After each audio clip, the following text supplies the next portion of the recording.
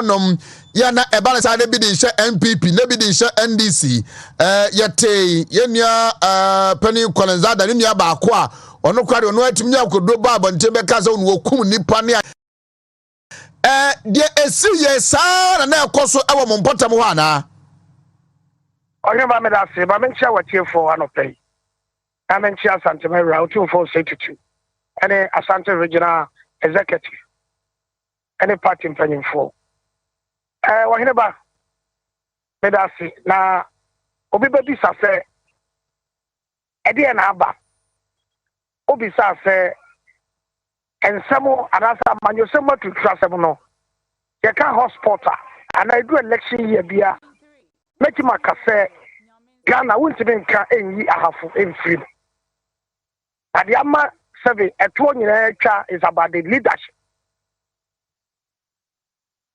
amanyosemu ntokwa eto betwa eto nche nyina no is about the leadership ye ba ba mu mfie nsiani Ghana mampanyine na nando dan kwa ekufuado ọmaya ye mra se amanyosemu atutrasem no obi a obeye saa obefa saa kwa no so bia no yamfa ne mfa mra kwa so anonti a regional minister regional executive any party mpanyimfo ye gira mampanyina chi ehwe hu ne se asomdwe ebeba hafo ye hwehwe eyemputu etime no kasai se wo ba hafo a enfie nsia ye ba ba mu hafo adwo I want to get the beer.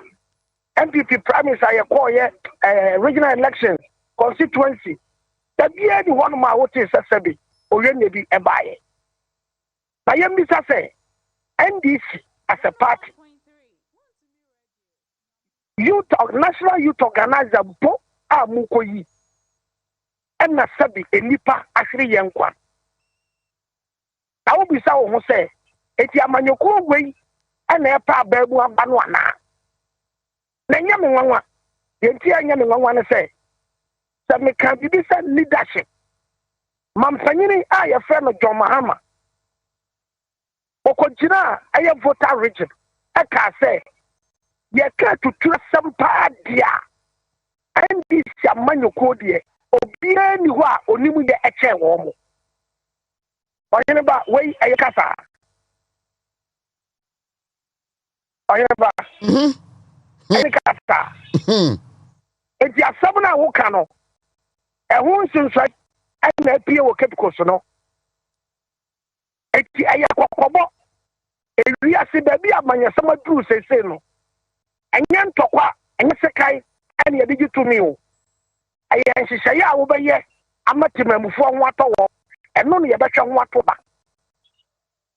Eti amanyuko da wọ́n sẹ wọ́n bá abẹ́ẹ̀bù no ṣùgbọ́n yẹn wọ́n pẹ́ sọ bẹ́ẹ̀ dá nàdí wọ́n mẹ́wàá no sáà ní ẹ̀kọ́ kẹ́kọ̀ọ́ sí Ghana fọ́ ẹ̀yẹ́ wọ́n mọ̀ wọ́n wọ̀ yẹn bá ẹ̀yẹ́ wọ́n mọ̀ wọ́n dẹ́bi náà dẹ̀ máa pẹ́yìn jọ máa ma bọ́tẹ́ ẹ̀pù náà kọjú náà voter region náà ọ̀ka yẹn no bọ́tẹ́ Ghana fọ́ wọ́n sẹ́ yẹ ká tutura ta NDC bí yẹ dé wọ́n ti tì máa òbí ẹ̀ ń tì ní yẹ ní asẹ́mọ̀ ìsàrè sẹ́ wọ́n mú wúrà dẹ́ bọ̀ no. Eti Ghana Police Service oba hunu sese nipa no ti o hye omo ayi ba mi bizawo en de nwanwa de ayi no omo anto no park so omo to no indoor ana rebo eti obo wura dem wo no Ghana Police Service ti o hye omo Ghana Police oba hunu se etio e hye omo eti de ne wa hwe de nkwan na busuafo omo ba yedai anya ne back NDC for you yeah Ghana for you can yeah da yeni anomo ebi wo ho a wo mo ntiase NDC party no le say enya party e ba ba mu a etimi ye nhyehyɛ ye ebo nipa ade a woni mu ane atutu asɛm na wa hyase 2024 ne ye be hunu no we ye mu nketwa we ye mu nketwa na eye shankom say they will unleash more violent than what we have seen. They won't win. Where you get to Yamia Duma, national chairman, the end of the Bepi, and your words than this. It tells you there, it tells you, say, NDC party, no, and yes, said your papa no, I will rub Mahamano, wakojina kepo so ka say atutura sam die NDC party no sabi obi animu ye nche wo mo ye de ta wo furuma wo de me say national chairman e said nketia no fo shambofo ye be si wo ho no ye si kepo so kwa ye kepa e di Ghana fo adopa ebo seba o bompa ye se wo mo nkoko ana dabi o anya so mo nkoko san party no etie aya tutura sam me busa wasam 1992 kire me single one social intervention policy NDC ba be mo de aba wo de kire me baako president Kofo ba ye wo de health insurance buy ke buy Tremadia Professor John Mahama ne Professor I'm not saying John Mahama de buy I dey no mo de buy na na do dan Kofo ado buy ye wo de free education ba e fie bi am ni anya som faso I don't know if abaya or what you do or what drink on kai our journey man for petrol epeja call 23 any diesel we call 23 we by 18 and aba say abaya yen she say papa say amen petrol sabi a job osura ya be yen she say ama aba from amanipa ho atowo dollar call say equal to 15 and aba say when there's a buyer was doing the pound NDC party, a party. Tell me, what we are journalists are watching Okroba. Tell me, intervention policy back one, NDC the bar, our Ghana. Tell me. Adding so good. At Ghana for Miss Ramo, NDC Yaman Yokua, Sabi, or your MPP Nya, NDC Nya penalty.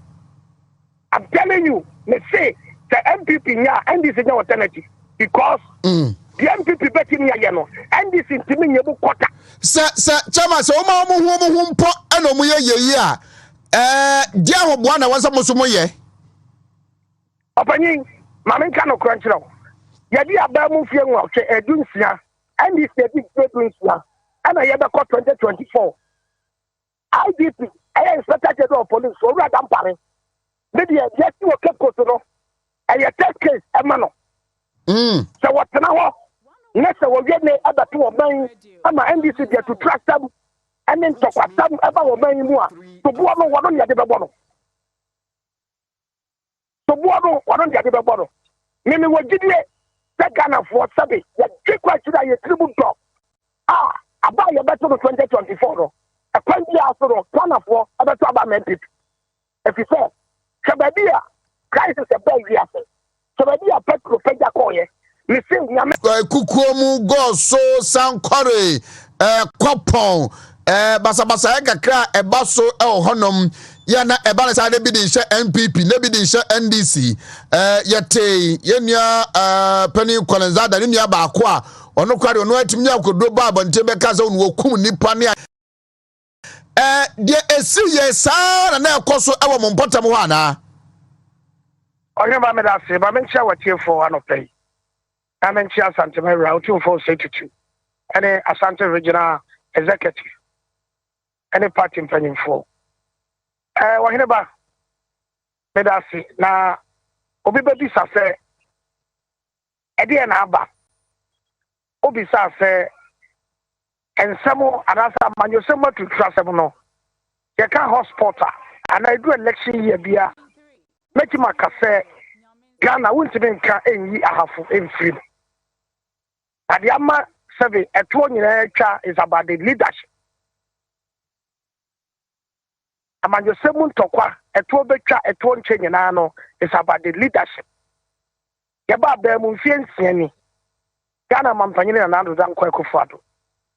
Omaye ye mmra se amanyosemu atutrasem no obi a obeye saa obefa saa kwa no bia no yamfa dem famra kwa so anonti a regional minister regional executive any party pagin for ye gira man pagin achi ehwe hu ne se hold back. It's like no holds bad competition and ekoso gidi lumberjack one we tell for kunya gege no for kroko sea shell no more hey na no se me hwe na deni afemeti na se nipa ba kokura wu ache na ma se nipa ba ko wu na se afi metunga ehu ti say ehu ba but me de me dream for ho ye say this is a snapshot of 2024 December election because NDC for say the more TSC bia anohye omo makwan obi bia ho enti we uhu we ya na we say we so prepare our mind said this is the kind of party only omgoshia violent party ye wo free violence mu according to the philosophy of their leader and in the violence and ye twa omo fruma violence is to trust them to kwa to jagu ombe se bibia na omde ba power na omde ba power so na ombe se bibia eninti no Ghana for yemfa ho adwene me ma adwene me se we no mo ye nyina no omo adwene omo se Ghana for short memory enti ebeduru ho na ye refi enti omo ye ni se ya na omo de akọ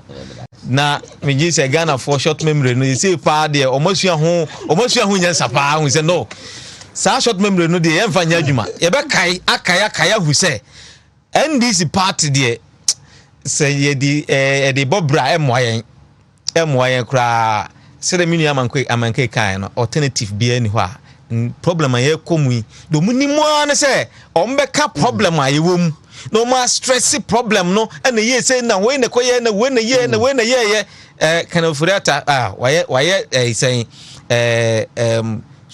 punching bag I just say we na say we are target ye problem nyina gumu abasoku papa no ya de pa anakufu de yiri firi ho krampa the bia no medwen say what's the miracle of Furiata is working? Oh yes, the man is working.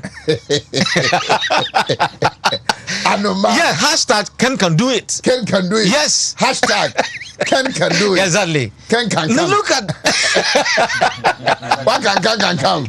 Ken can come. What can come? Ken can come. Ken can do it. Ken can come. Okay. Look at it. Je dollar. Fuel. Ni mienu na akoya semo enche ubo say inflation no start. And permanent Dr. George don't for Eddie Gold say artificial. We have not done anything extraordinary. We bet my rely on no say adne etiaba from a syndicated loan, syndicated loan no and I can be a bass system no and I shoot Yahoo. We should not be clapping for ourselves. Menene be adwina e wo so on so kan hu say 16 cities na koye no na nso artificial enti spa bi e koduru ye na e ma ye ho kire ye na nso artificial enti we are in the era of artificials na enti e bi ya beduru no e na nka ye original asenka ye honom true e wo se ho na nka ye se wo 2 months or 1 month back na akoba ne say omo this artificiality ya speculation enti na course ha enti omo atima force in fact eno anwume na madam bi send breme machia Mr. Frempong KSTU o send me to my na me WWE say mayhem na am just say bia Brock Lesnar ne Roman Reigns na omo tax no I tell you for mayhem be na no hold back. It's like no holds bad competition and koso gidi lumberjack one we tell for kunya gege no mo for kroko see child no mo hey na no say me hwe na deni afi me tie na say nipa ba kokura wu ache na ma say nipa ba kokura wu na say afi me chunga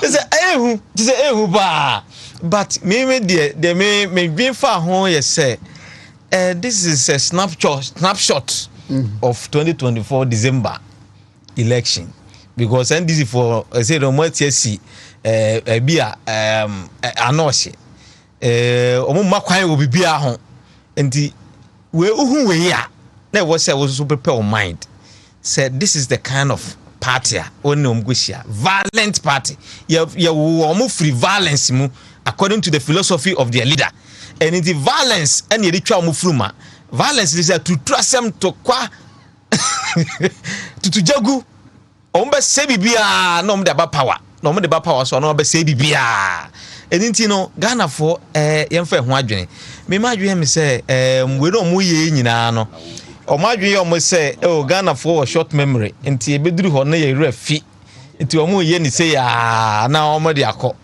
na me say Ghana for short memory no say pa de omo sua ho nya sapa hu say no sa short memory no de emfa nya adwuma ye be kai akaya hu say NDC party de say ye di bobra emoyen kra say the mini amanke kai no alternative bi ani ho a problem aye komui do munimo an say ombeka problem aye wom no ma stress problem no and ye say na we na koye na we na ye kind of furata why saying punching bag I just say we no say we are target ye problem nyina gumu asoku Ishak Kwame Chei Brobe ono so nsuta kwaman be poso de share kron an apostle of Dr. Mahmoud Baumia ono so a senior lecturer ewo Kumasi Technical University. Then I'll go far away in such Afram Plains. George Akom Ken George, yes, and also a senior registrar, Ghana Communication Technology University, GCTU, a senior registrar, Honum, na George Akom, and so Ebeba Abe coming home. This is the Tuesday class. Tuesday class in here, yen come across whom they starting. Umwana de bia, umu ebentiano pain, Umbaba Abe coming home. Na yabetrase na yedin komo ejana so ewo NDC amanyokunum na enepay mefabre na broja Jamfi Ernest ya broja Jamfi amanim ne kata wode babonten ede da party ma wo moji na nisu ade hunu atum no afei wo mo bo nto ma no ne omo koto abama no e ma nya 508 votes no ode da o mase no mekenkan krata no ede amount owie ye no de odikoto ato no e kire se abrante no onya court a obekọ Ernest Brojajanfi enya court a obekọ o say the National Youth Organizer elections no it is far from over na wohunu identify some flaws bi omu a contradicted the constitution of the NDC intino na just say muina no mahunu de opesa okire ese din katia so akwatene to se omu party no emu ache ofoso ampo for faction ene John Dramani Mahama faction eno so ewo ho anopay mahunu statement about 5 minutes ago Joyce Bowa Muktari ono ye aid enema John Dramani Mahama ono so ere abeto ora John Mahama Facebook page watch say mampani dada Mahama ebo NDC for nyina wo mo bontoa se ebeto aba mo bom kokoso obia mfani din enko ya campaign say was support no anase won support no na first comment no de beto 2 minutes na advantage betwe wo na say the NDC for this super no ewo the Mahama Facebook page wono eno nso so say wate ensem no bebrebe na anopa ye behwe wo man kasa nsem o mokeka ye no ye betumi ayiyi binia bobo bi e de amam ye say politics party dru ba bia omakofa George Pariado Pablo ne lab results eno mo de nam say onokwa no oyare and 20 nya campaign afrezo no na yire achi no owombrofo nsia makomako 6 nam si we nyina efa hin etine some de omakeka bi pa ngomuguzu akeka bi na me ya adoma Saturday ewo Onijan Sports Stadium Accra efieru antu a kramobetu ewo honum na kame pesa mesre na afia ne Andy nanka official mama kwan nanka Wontumi radio ni Wontumi TV yakomo mu free live coverage our Accra Sports Stadium honum every free so bia hwe bi so meku nkomu hu kwa ba o mo bia hwe je bekoso honum na minimum na fia ebetima sesa eti Brojajanfi ade no se ne statement na ode ebaye no se making kai paragraph 1 2 3 4 5 and then I think 6 hono na assembly 1 6 and 7 or same the processes leading to the 10th National Youth and Women's Conference was fraught with deliberate manipulation of the delegates list to favor the incumbent. This was in violation of express decision and orders of court of competent jurisdiction and the directives of the NDC. I sincerely think that the party must take concrete steps to ensure that our rules and regulations are respected and not skewed to the advantage of anybody. For the records, the election of the National Youth Organizer of the NDC is far from over. We paragraph 7 and 8, then 9. Broja Jemfi ne appreciation message from Comrade Broja Jemfi, candidate for the position of National Youth Organizer of the NDC. Bebacho ode ever to Jano. Okay, making kind of idea, Mamo. I say I would like to convey my profound gratitude to youth delegates of the NDC who converged at the University of Cape Coast over the weekend for the 2022 National Youth Conference of our beloved party. You turned up in your numbers to support and indeed voted massively for me. I treasure your trust and confidence reposed in me. I further wish to tell other stakeholders of our party as well as the rank and file for your kind support in diverse ways and for believing in my cause. I equal to all those who accepted my message of leadership, courage, and voted for me, as well as those who did not.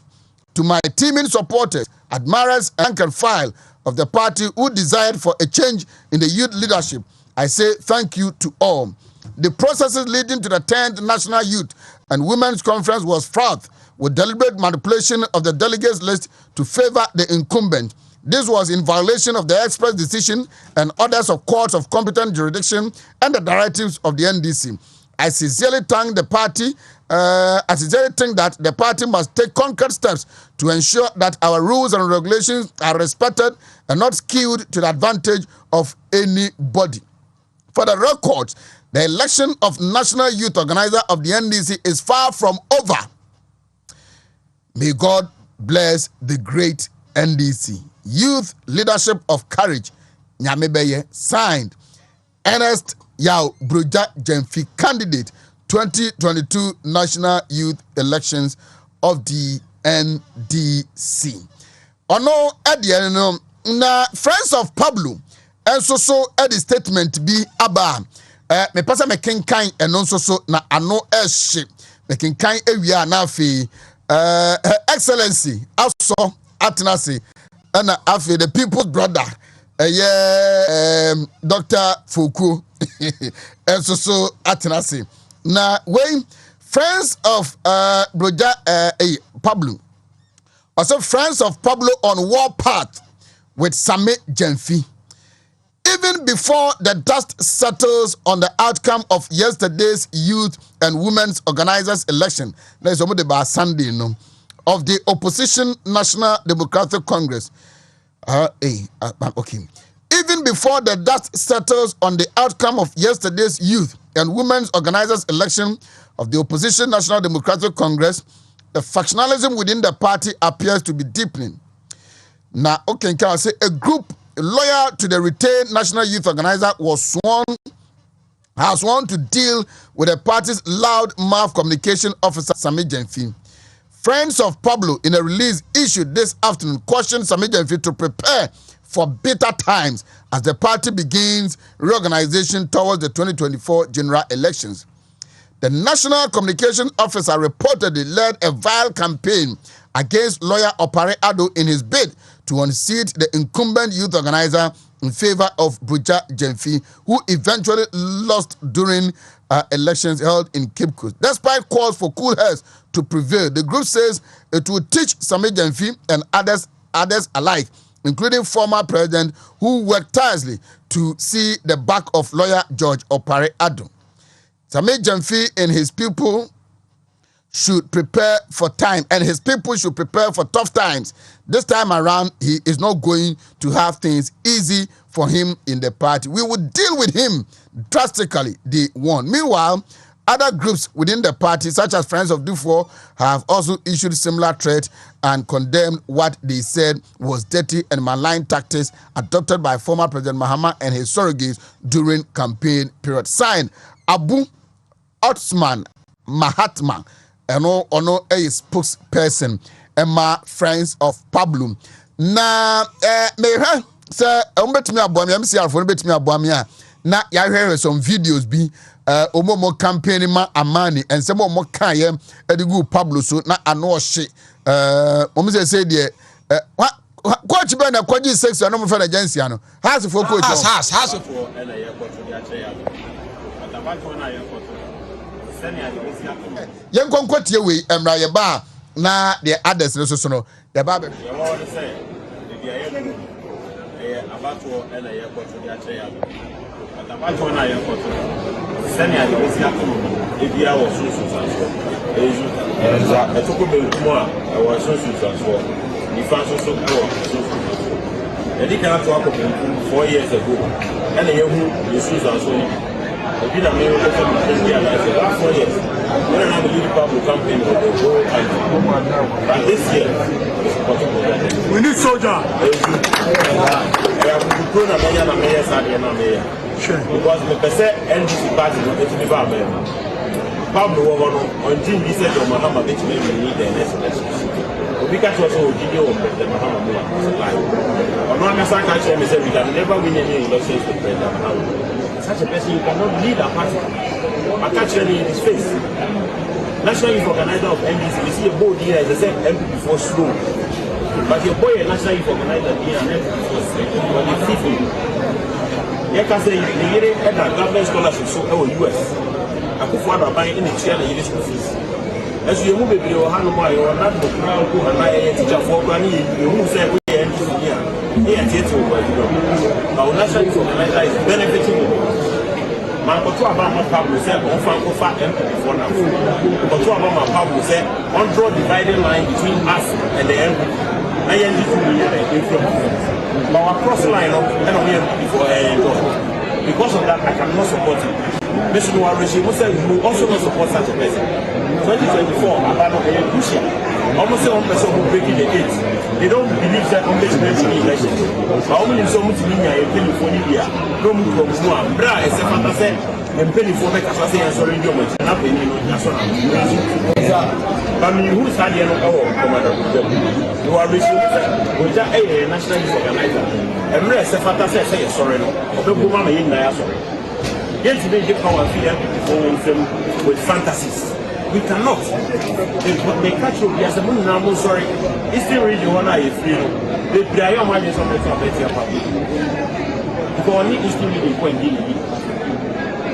Party I in position share was in Pablo, your friend says, how much end this working with our US.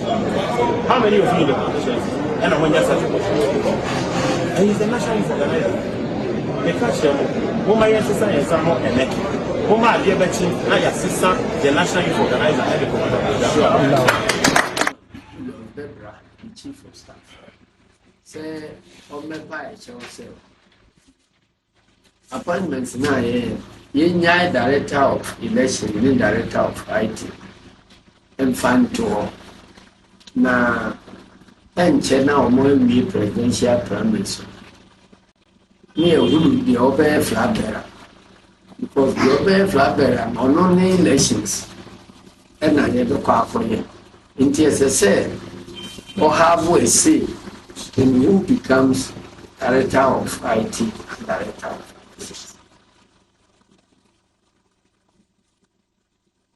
Julius Casaria and officer. Akasa no Akasatia.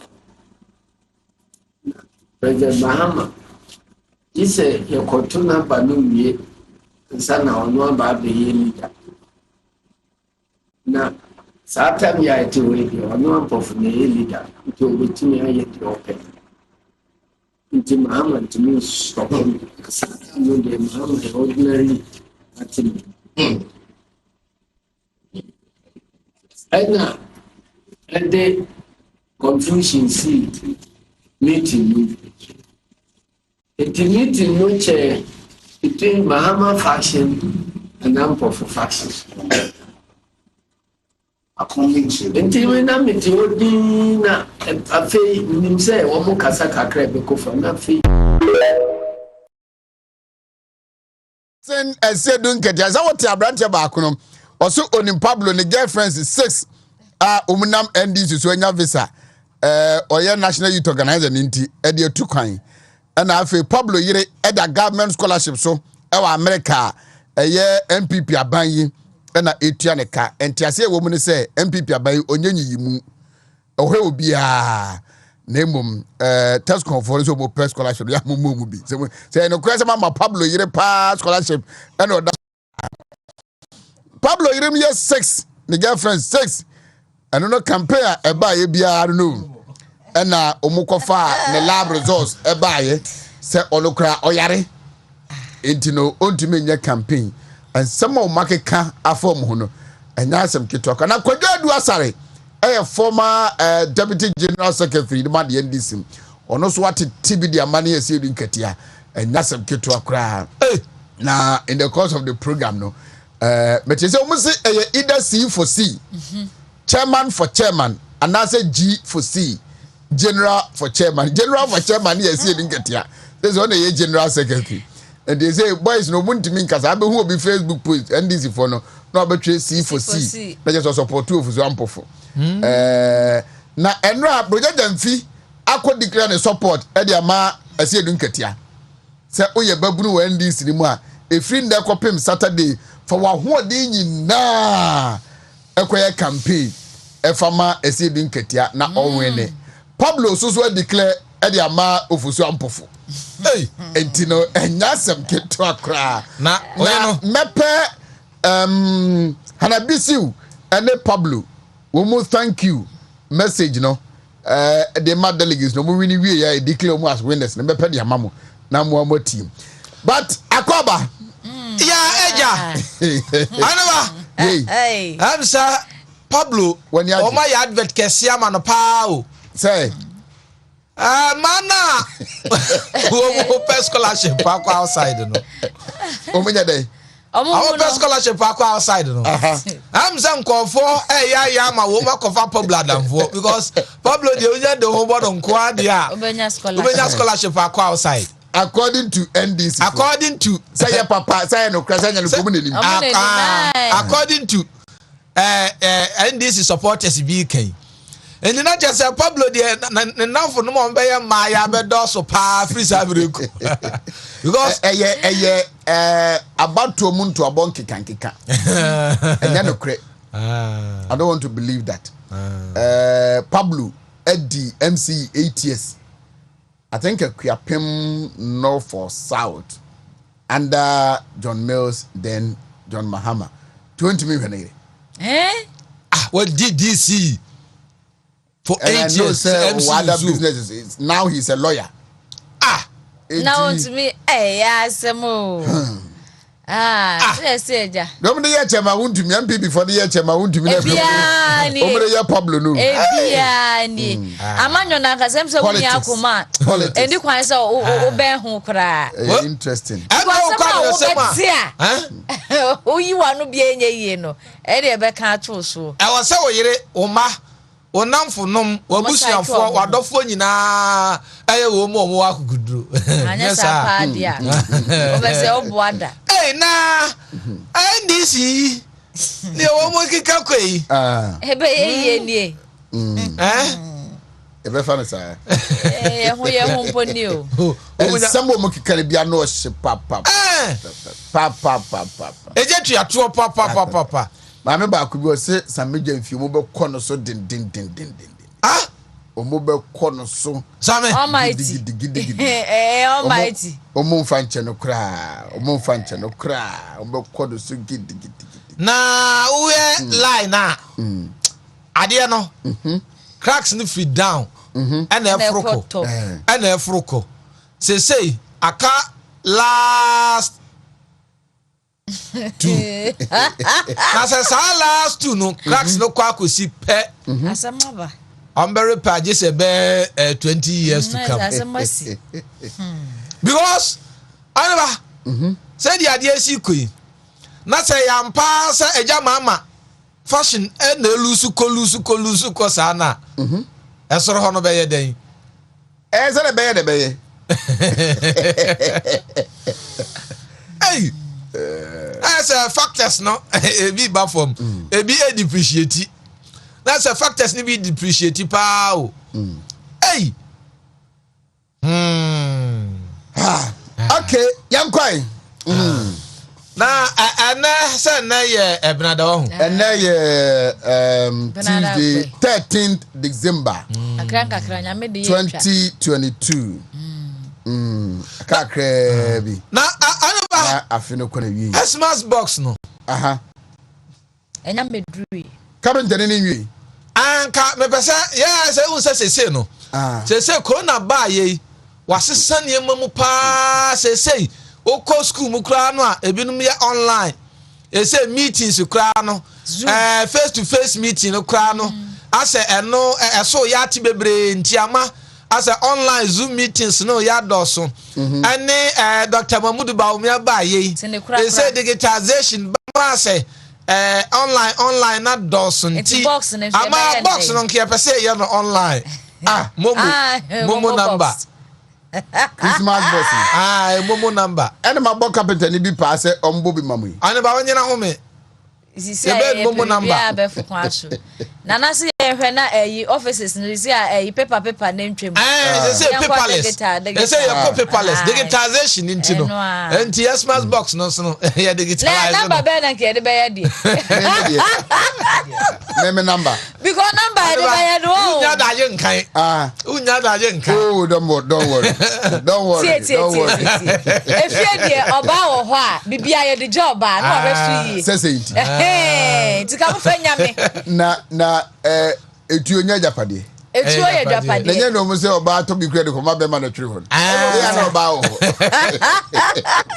ene e kwa so dem so de esira ware esu wi certificate de ma oba na to ese match me kra de enti nanka na nsemu na nkom se ma ana adwuma bia mu kra no nka be ya ana se nyuma dodo na nkom ta hwese Emma ena ehwe sikasem so se emma ne bi nso asesa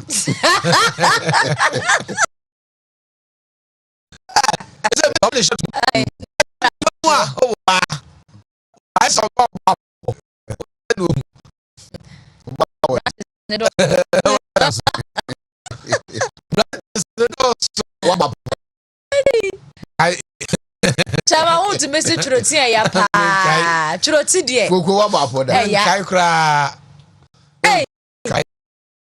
o ma poda men kai on kai so abobida na ma obida men kai koko wa ba poda men kai Eto hini be omo ya no omo ya chapino si akwotena exams hall na hwe pa so nua bi ho kire no na o say bible say mbokro no nti wan kire no a me say me ye communication Christian service ye exams me nam theology class echi me tese invigilator na ye hey stop stretching your legs stop na me say theology for class no bi chere ko chapi for no na mo obufu pa na wa training kire no so ho oso ye say o yonko da no da sanity and yes Bible cross say nyame Yesu Kristo say wanya ma unua no wanya me asafo Awurade enti Yesu da wo kire na so ka na wo kire na ai na wa ya boni o yanko kwa wo kire ma aboa no nti chapi for the aboa na ba bia momo ayi na na obi bo ahema ache mo yana ba etisai nyame do bokwa wo ho ye o mo ye yesu ya ho ye pa January program ye be fresh you den because this week Saturday so may busy baby na je say na 17 the following one will be 24 for the intimate ya kwa na breaki so January there e be ye no ai pa nko pa so da boy be do sache na manya sponsors na je say me ba na nya ware me ba na nya ware lawyer nana obribo ahe na nya ware say na me sara ma betra ma hwe manimu me kwa na me kosa bera se nyame maya hoden yo 10th National Youth and Women's Conference of the National Democratic Congress also Cape Coast last Saturday. The outcome no men ha me ho nka because bibia esie Were you expecting same to happen? Yes, Mami move from position of MPP, former Deputy General Secretary. Mami move from the global president of Dr. Bamut Baumia. That just a my political touch with my discussion. Mami assume the role or perhaps the function of Amachi Boateng, a political commentator. And I said Mohammed Abbas. Anna Mohammed Abbas. And I said a DJ professor. And I am Professor DJ for me. That's a person. And I am a man for a thing you can say. Because I want to move from now political uniform. O Kenya Sassam, O Casamabua Mangana, Benipano Ehuni. The NDC as a party is going through a period. It reminds us of the days of Albert Asamoah, the chairmanship now on Koyen Kofudiano. Yeah. Maybe I'm going to Francis Esiam. I'm Francis Esiam and Kufia Santenom Nipa Bibri and a result a breakaway group, the reform. Obi wo Ghana records on check it. The big party to Shama constituency. Now, share results. MPP won Shama constituency. Reform votes. Reform votes. Obabi Nijina and Abuja Affinity. It had a serious impact on the NDC with the formation of reform. It had a very serious impact. Then I make a way. They mean put you on with my MPP spectacle. I want to be honest, sincere, and speak as a political scientist, speak as a statesman, speak as an amount for Ghana or Mochimitumpa. And this time around, I think the problem, in all fairness, in all sincerity, I think the problem comes from no other person than Sabi Asiedun Katia. It is his constitutional right to contest. He has the legal right to contest. But in all fairness, the problem comes from, that is my personal observation. Constitutional right to contest, yes. It is his legal right to contest, yes.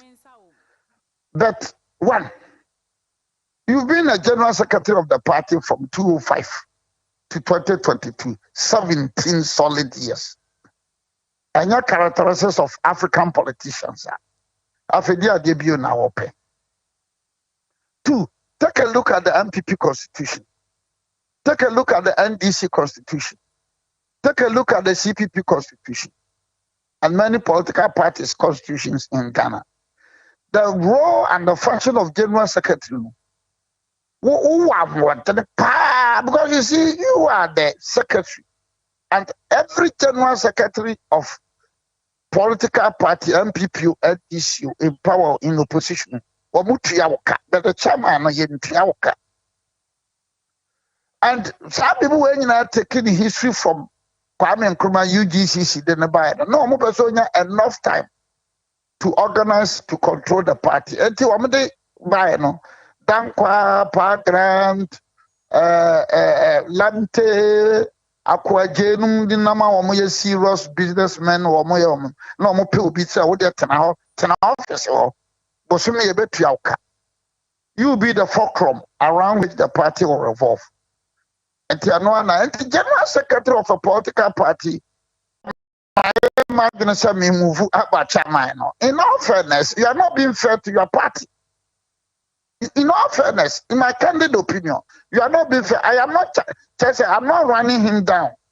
I'm not trying to destroy his campaign. I'm speaking as a responsible and a seasoned politician who, I don't care whether it's MPP or NDC. Come on, some name Ronaldo, or say I speak my mind. So, Abasa, you are creating a problem for your party now because 17 years, even at Nata, can you say, me coffee, men contest you. Me coffee. not even the position say me be a campaign manager. Because general secretary no. Yes, we are in opposition. Now we are general secretary. In power, general secretary. Back in opposition. And in actual fact, a bit is a me obribwa here, no. I am saying, I mean, enjoy my swim, enjoy my swim, and how could you? Now you want to be the chairman of NDC, and over some powerful position. I let the be sympathetic a little to over some powerful. Here is a chairman, or my committee be, and one person. He's been tried. Yes, I agree. We're booking number so and court. Then in the midst of this situation, it won't even sympathetic to for some of cry because party no mkoshia na all cancer na eba bontene.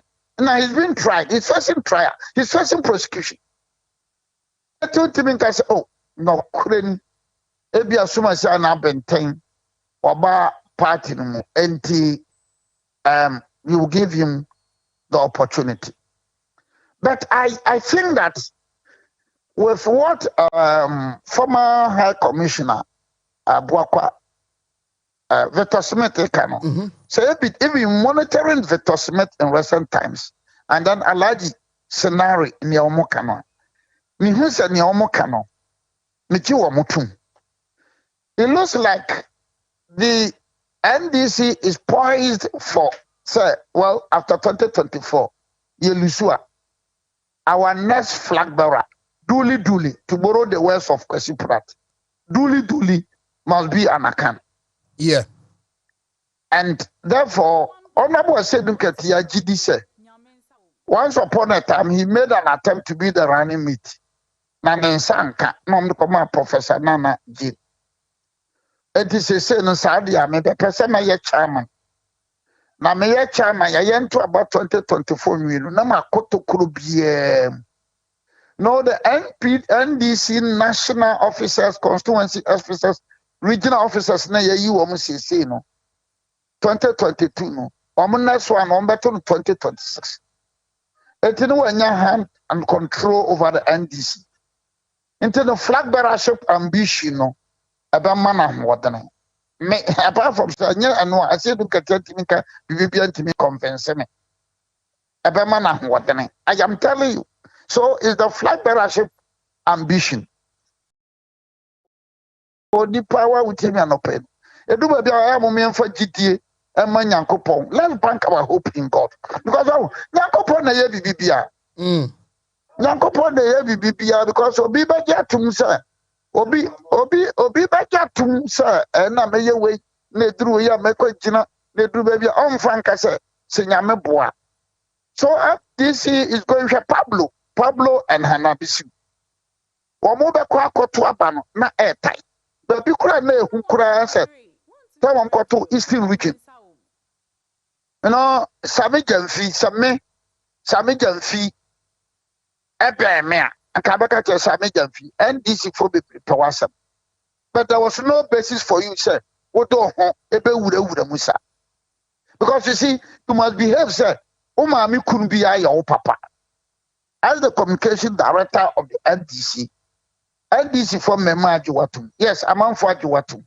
Yes, I'm on for himself. Oh, yeah, dear. Etino, Obasa was something I hope you know. Mama, me couldn't be your papa. Etina and Savoy said, or then a home bed taripa at the same project and fee. I didn't know why. Oh, the Okoto, Sam George and Mondia. Sam George, don't dear. Wako you know, wako intellectual basa pram, ni go pram city. A bet ma basa obelusi. A bet ma basa when Lusu NDC primary school obelusi to the MPP candidate. So now any say oh Sami Jamfi, but Makoye with this project Jamfi idea ebayen, it should serve as a lesson to NDC to every individual. So look, with Pablo, people felt oh Pablo, well Lusu project Jamfi, also, and I said, Mago, the Suhum MC, you know. No, Utie Mago on Power FM1. Just said, to me, Abu and people Frankasa, so people felt, oh, Sami Jamfi, Bruja Jamfi, Mago, Yanina, Mahama for your Kokra, Mahama for. But they should remember that Mahama for the Binumia baby, regions in Ibia, Amfa. In a certain region, Wamubaya, Wamuni, Ombaya Bia, they couldn't unseat Nanaquest.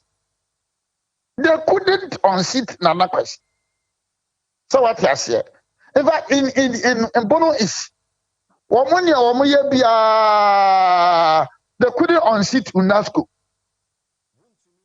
In this, I'm talking this lecture, Panama, Mass, and young people lecture. This Bono is Wamuya, Ombaya Bia, including the Casby, the parliamentary candidate now on Martin Genayano. Wamuye Bia so two Nasco. They couldn't unseat Nasco.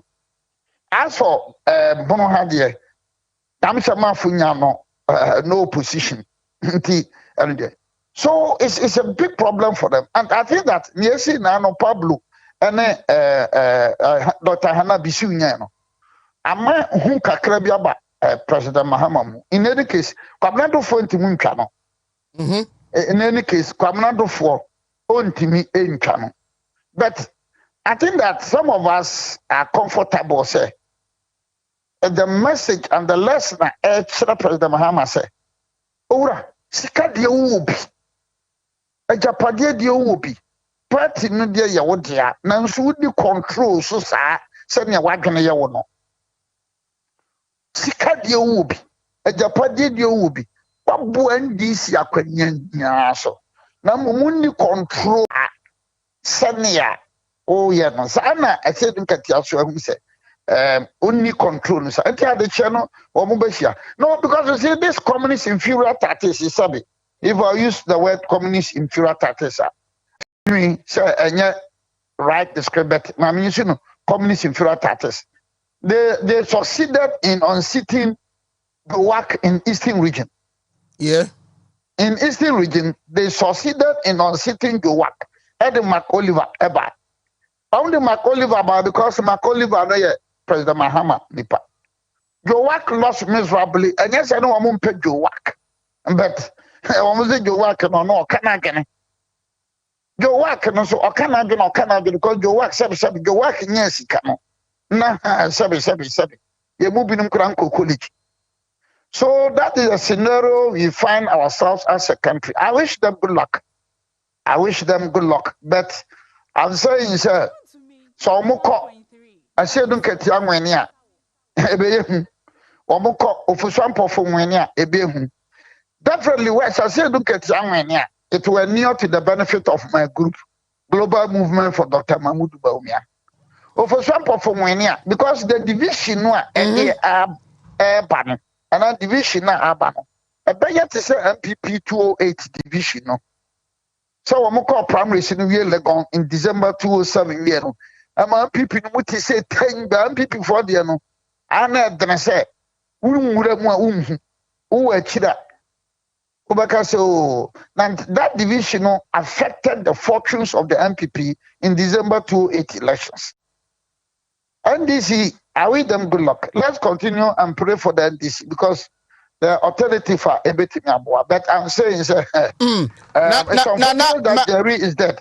Mame Musa said, the MPP 2007-2008, you were in power. NDC 2001-2022, they are in opposition. How does it make it difficult trying to manage such situations, if you are in power and then when you are in opposition, you are without power? The after the formation of CPP in 1949, then the UGCC eguye into my Congress Party and National Liberation Movement, National NLM, and then the Northern People's Party and the Muslim Association Party. They came together and they formed the United Party. Now, when they formed the United Party, what happened was that Omoye said,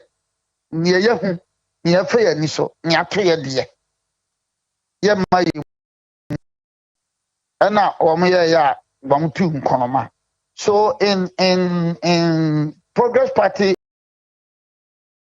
1969 September, they were more united.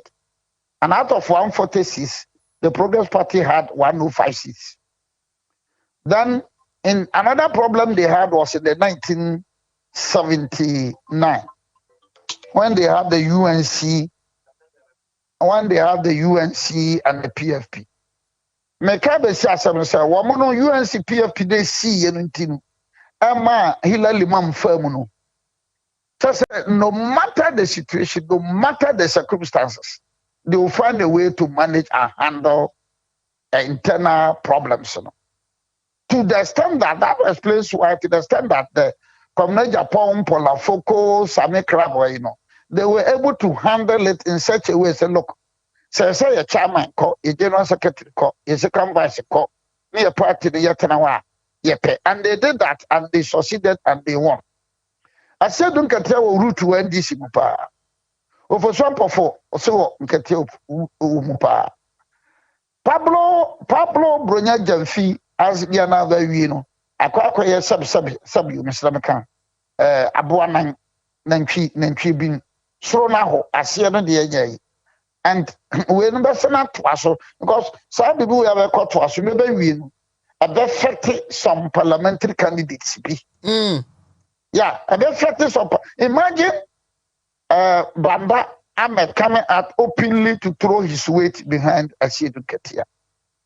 There's another MPCB name of Mudin Minima solely behind Asiedu Ketia. Then there are some other MPCBs who are solely behind Ofuswam Pofo. It is Omkotuna Asiedu Ketia when it will not going to be easier for the likes of Haruna Idrisu. And easy ma Haruna Idrisu. Yes, Haruna Idrisu. Our support of power. MPP, even as a party in power, unseating Haruna Idrisu will not be easy.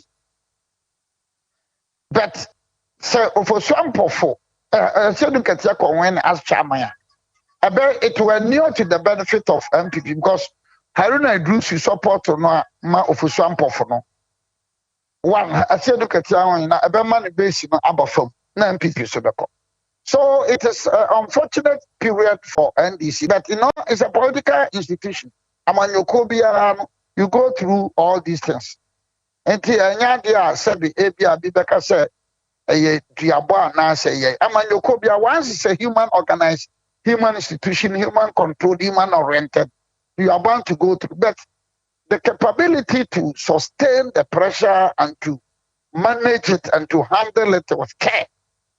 That is the more ultimate. But I wish them good luck. But I wish them well. Yeah, now, what are the things that birth such situations in the political party? A greed, selfishness, and other mismanagement of the party by the leadership. Is that the more if you free? I nipa be a dufudipe person in Kumina, a dufudipe person in Kumina, a didija, and tichicha, yanya be and yet, and nibere yet. No, I mean, that is it. I had an Equatorial Guinea where dear Quinian 46 years. He still wants to go for another 7 years. What I say? But look at UK. Chancellor, no, I'll see him resign. Prime Minister, I'll see him resign. You have people who have this resignation mentality in Europe than in Africa. Africa, I Ghana, he did well. Yeah. Let's be very honest. Okay, by December on so would do so by resign. He did well. I mean, Ghana no dey sorry. Na mama at MPPO, NDCO near Tianga. Nyabara Cotton TV so no can you from so no can you but we have specifics now. We have a whole minister for energy in Africa. And the man says that look, Mentimanya Meko. Hey, anya common in Africa. I am saying anya common in Africa. And to that extent, upe politicians but say yes. Oh yeah, Bema, me teacher man. Come not don't cook right. That's it. So I wish them well. But it's once again I offer Sami Jamfi my junior, my friend, the young man on this advice said, the problem as I said, Mamia, my young bako, Utukono, all facing no. Utukono should be hands down for Utukono.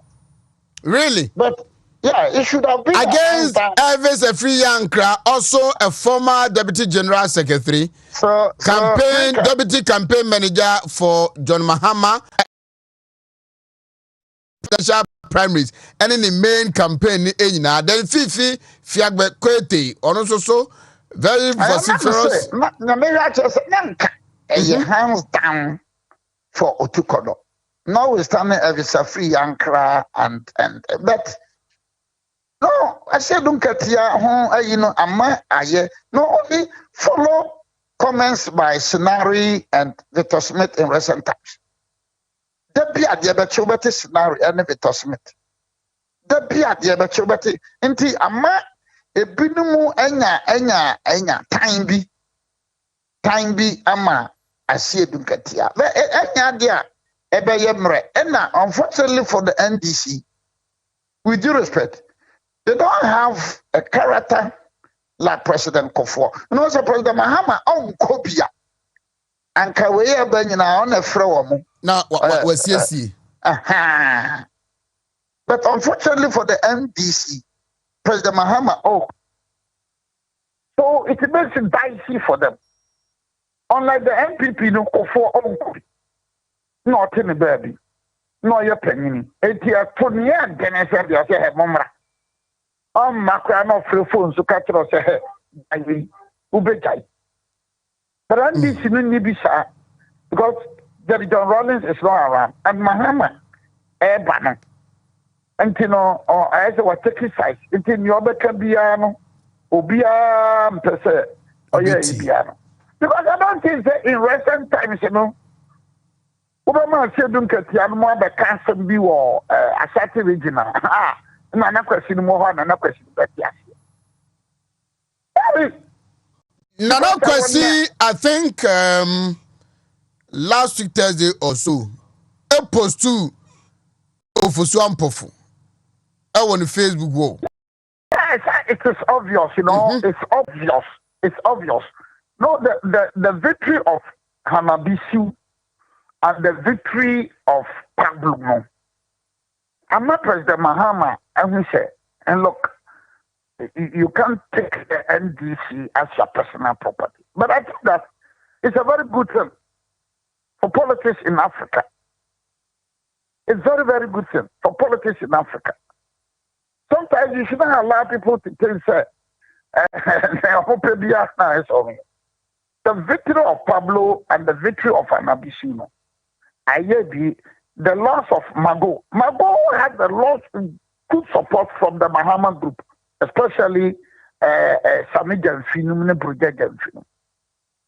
Eti Mago enya na Brigade Jamfinu, ama ebinuma electoral scared. Introduce Enora dispatch, not Tavi Visa. Say, and Kesa Mahama will control.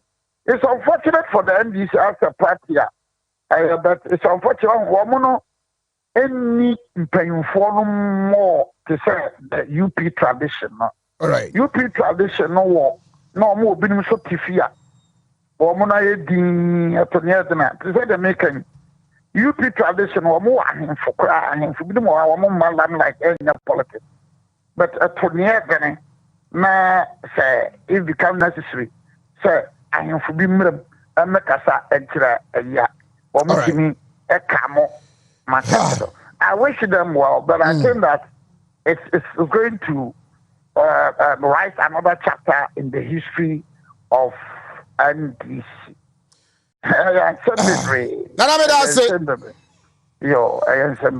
Nana Obri Buahe, no, Asani Fuku, 12 minutes after 8. Yanko. Yeah, young Frocano. To vroom. The worker told them just now pay any chin, consist in the culture, Jonah Bettina Bacana, Naposo, if you had your buy, Trinity, you cannot. B D near Chelsea say Obia bedidi na just say your mo France betum rika me bo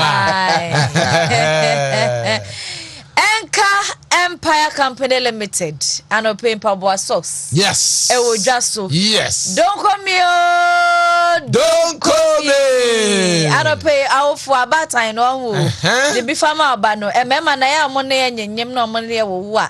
Obane ka for mo so obano. O sorry no Wontumi ka was me bano. Akosi ya obano.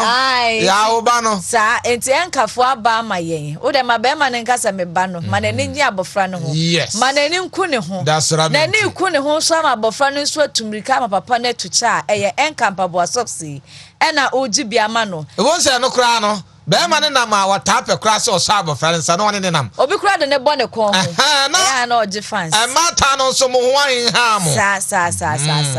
Eti we na ebebo abofra no ne nkasa mu ne nan ne no ebe ma mu aye den ebe gina ho preme. Yes. Na otumrika na wotumrika no basahare so Antiti nto basa. Dabi afa na wo wia kra nso a eboa pa ebokotodwe ne ho ban e ma ne nani mu nye basasa eboa no edafom boko eye afia na wasi usi ya na wo umpewe na de be na ape Fre en company for sa wo pene dodo atu sa wo pe kala bia bi e de ahye wabofra no efiti abosome nan kwa akopem mefinhia mienu ne fa no number no a wo from mwesi so eye 0209 0209 900 900 004 004 0209 0209 900 900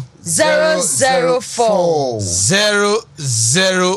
004 Edi no si ayeden Enka Mpaboa socks Yokwei Yade chronicle the boka tabebro esio enanopei na owe chronicle mu a wode bibia wode abadie owura kwabnadu fomfo ni danimu wo se wo gidie ma papa wo youth ana afa women organizers NDC for ato abade ayi wo no youth organizer ni woman organizer no o wo gidie ma pa wa hotoso wo mumu se ezade no bi aprafo ana fenso Dankwa Institute ana ade to my Ghana this year nim na wasama wo kan se yemu aban no se de beya wo betimi aboa toto ne mayi ama ben si kasem no asa agina ne naso picture ben da ho no maame no so Dr. Antoinette Sibudako head of Dankwa Institute or that's the head of Dankwa Institute and also maybe they got it wrong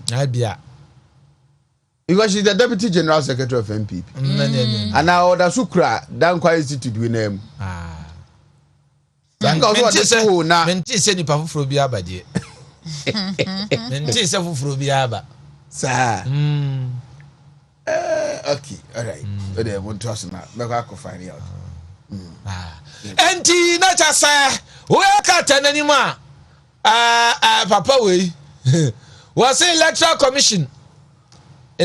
commission and national identification authority was here womu ora amakofibua Emmanuel amakofibua was electoral commission womu ho chiri womu national identification authority womu ho chiri womu nti da je se katafa tosumie ne miansa so wode nsem no aba na ade already fan bia mo na fans bia mo na Yentwa so ewo daily guide de obokrata ne so emwe na jomoro mra sebedwe ni case kura ye buo wi mama mi abo ne what ama na lawyer for ama ni two na omotwa infonyini nkrata ni nyina ebire bi atwam ye edi ehimsa no yeso openi otintim nsam no de koda court no osan so call for appeal ai oh mama mi mpinti de kra ana pay krata feta so miensa ene ebo ho amaye na se asem na nkasa edi say 2 years more achayo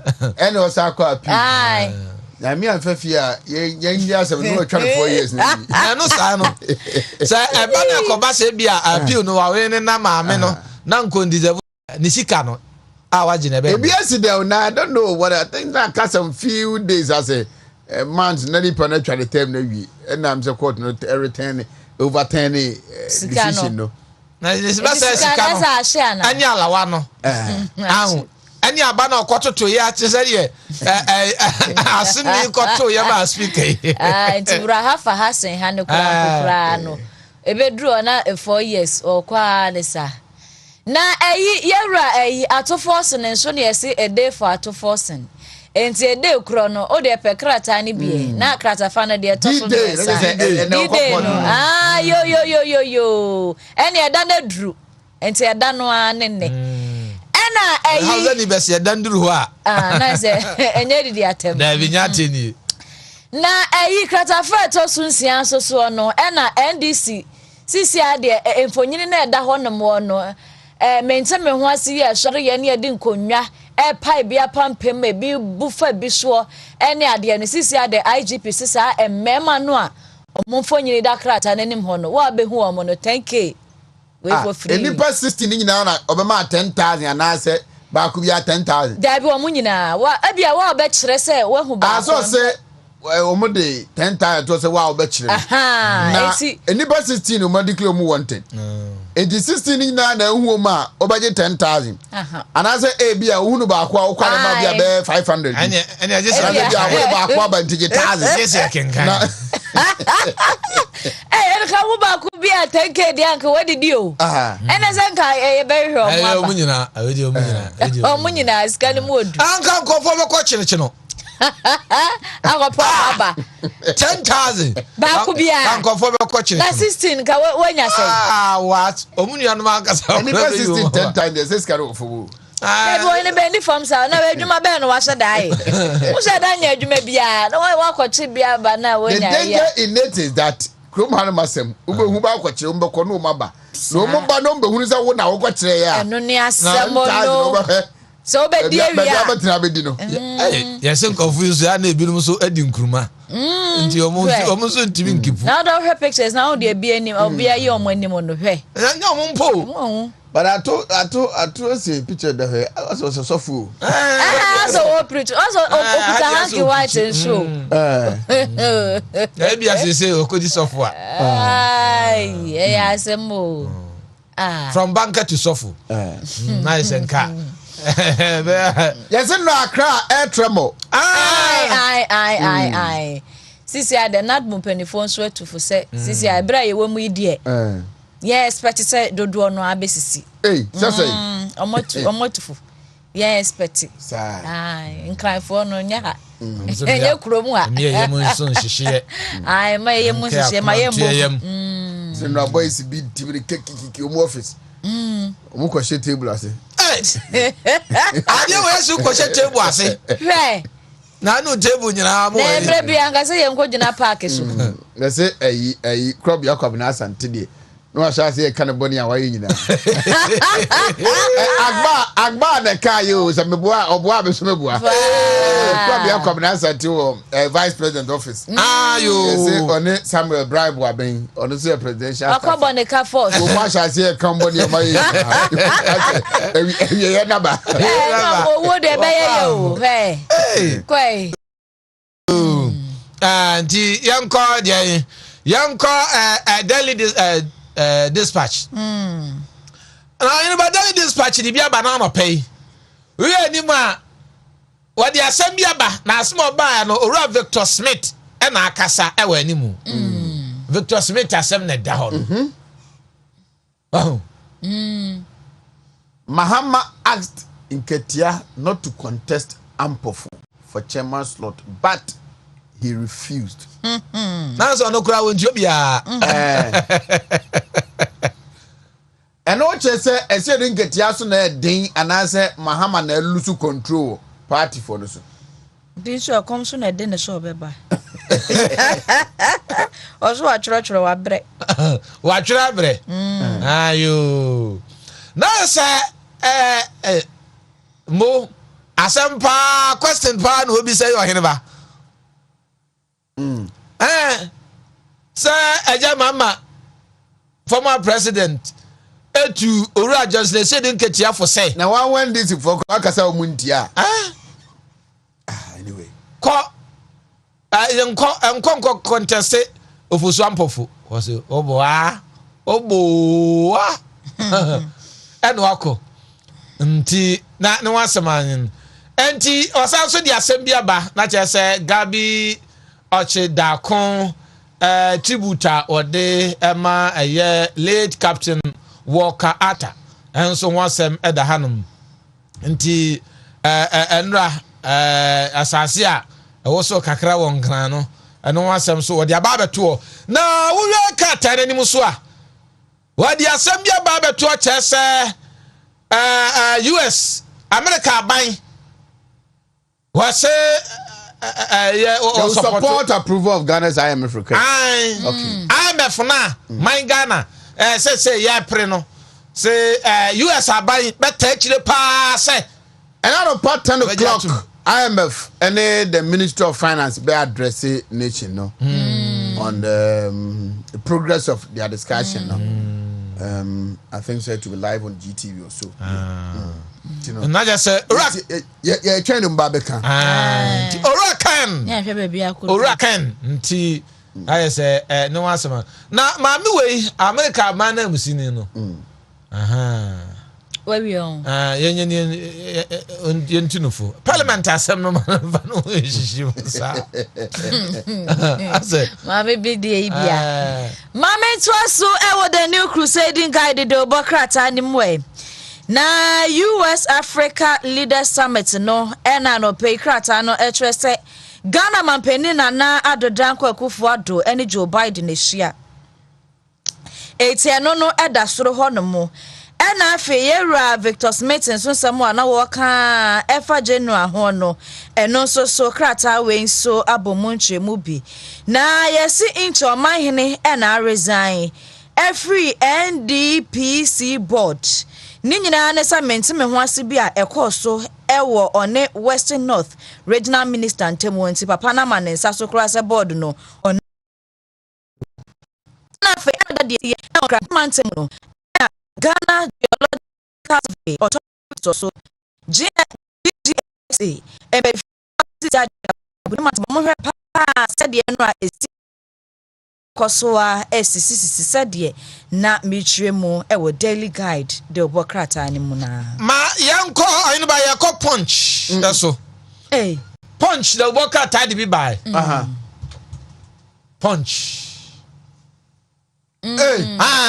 Ashanti region 38 NDC constituency chairpersons declare support for Ofosu Ampofu enyeme ngwa says you didn't get your campaign and akwesi. And an akwesi we ne. And Mr. last week and akwesi opposed to Ofosu Ampofu say I am for Ampofu.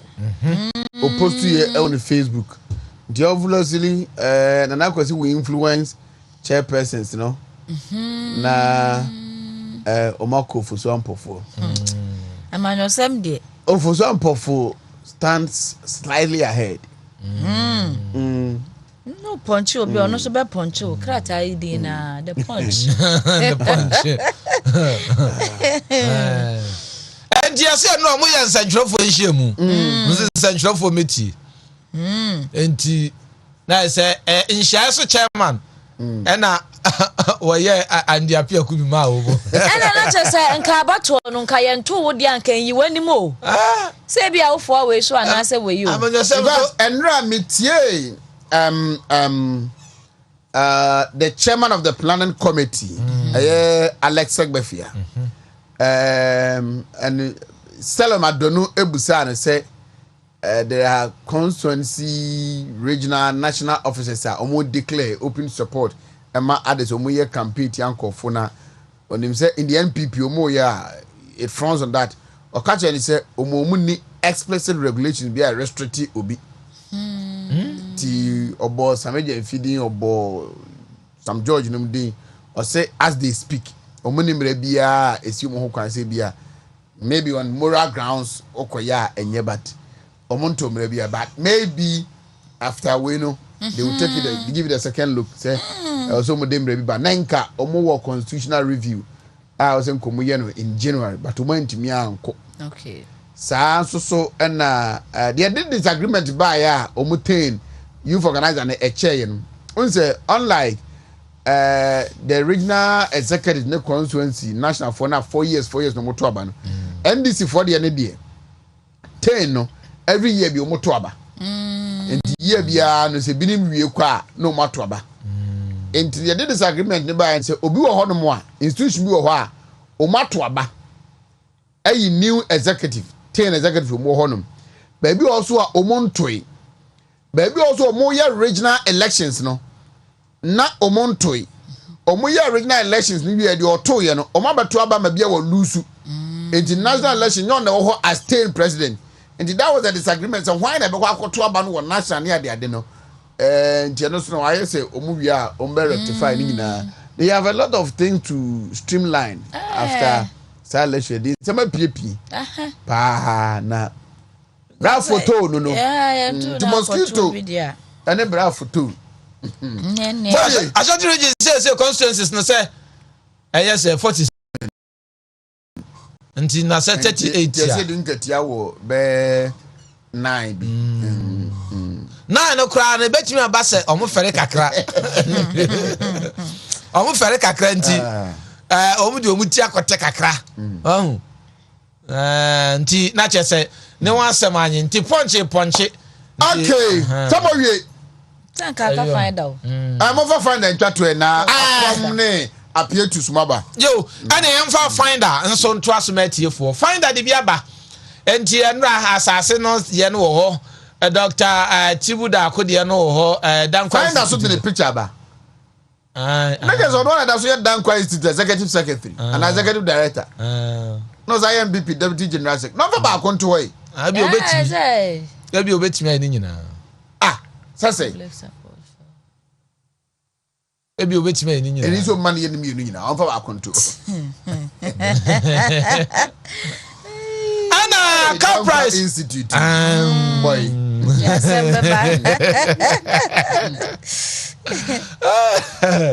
car price crown boy cost so say akromfo no mienu tei tu akasaka the fact so 9 eno wasem e wo ho nti ya kire bi eno wasem e wo ho nom nti mienu de tu akasa wo mu ama wo mawu ana binum nso de ya kire wo no eno wasem ho ana ya say yeah debt exchange who asem yeah TUC for c'est pas une faction in film and second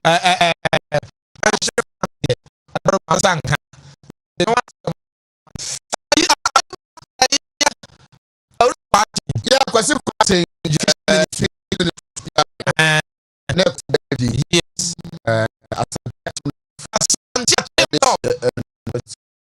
cake cutting yeah and then a birthday to kwasi cutting happy birthday you my Sunday opokumensa momo say on funny birthday no man amma kwasi cutting ejo opokumensa also Sunday ma hwan opokumensa so on funny the boss kwasi cutting no when the boss say kwasi cutting dey wontumi nsende ono anka momo say kokoto to niam abedi birthday o ma obi na be ya ama no surprise me opokumensa akasa say ohwe de me ba opokumenti so fa na sa come kwasi cutting ntino kwasi no kwasi cutting education ministry PRO mo sorry nko na ye ni birthday no and kwasi cutting happy birthday to you. He's a brother ntino Ishak Brobe eba George Akom eba Sansoso and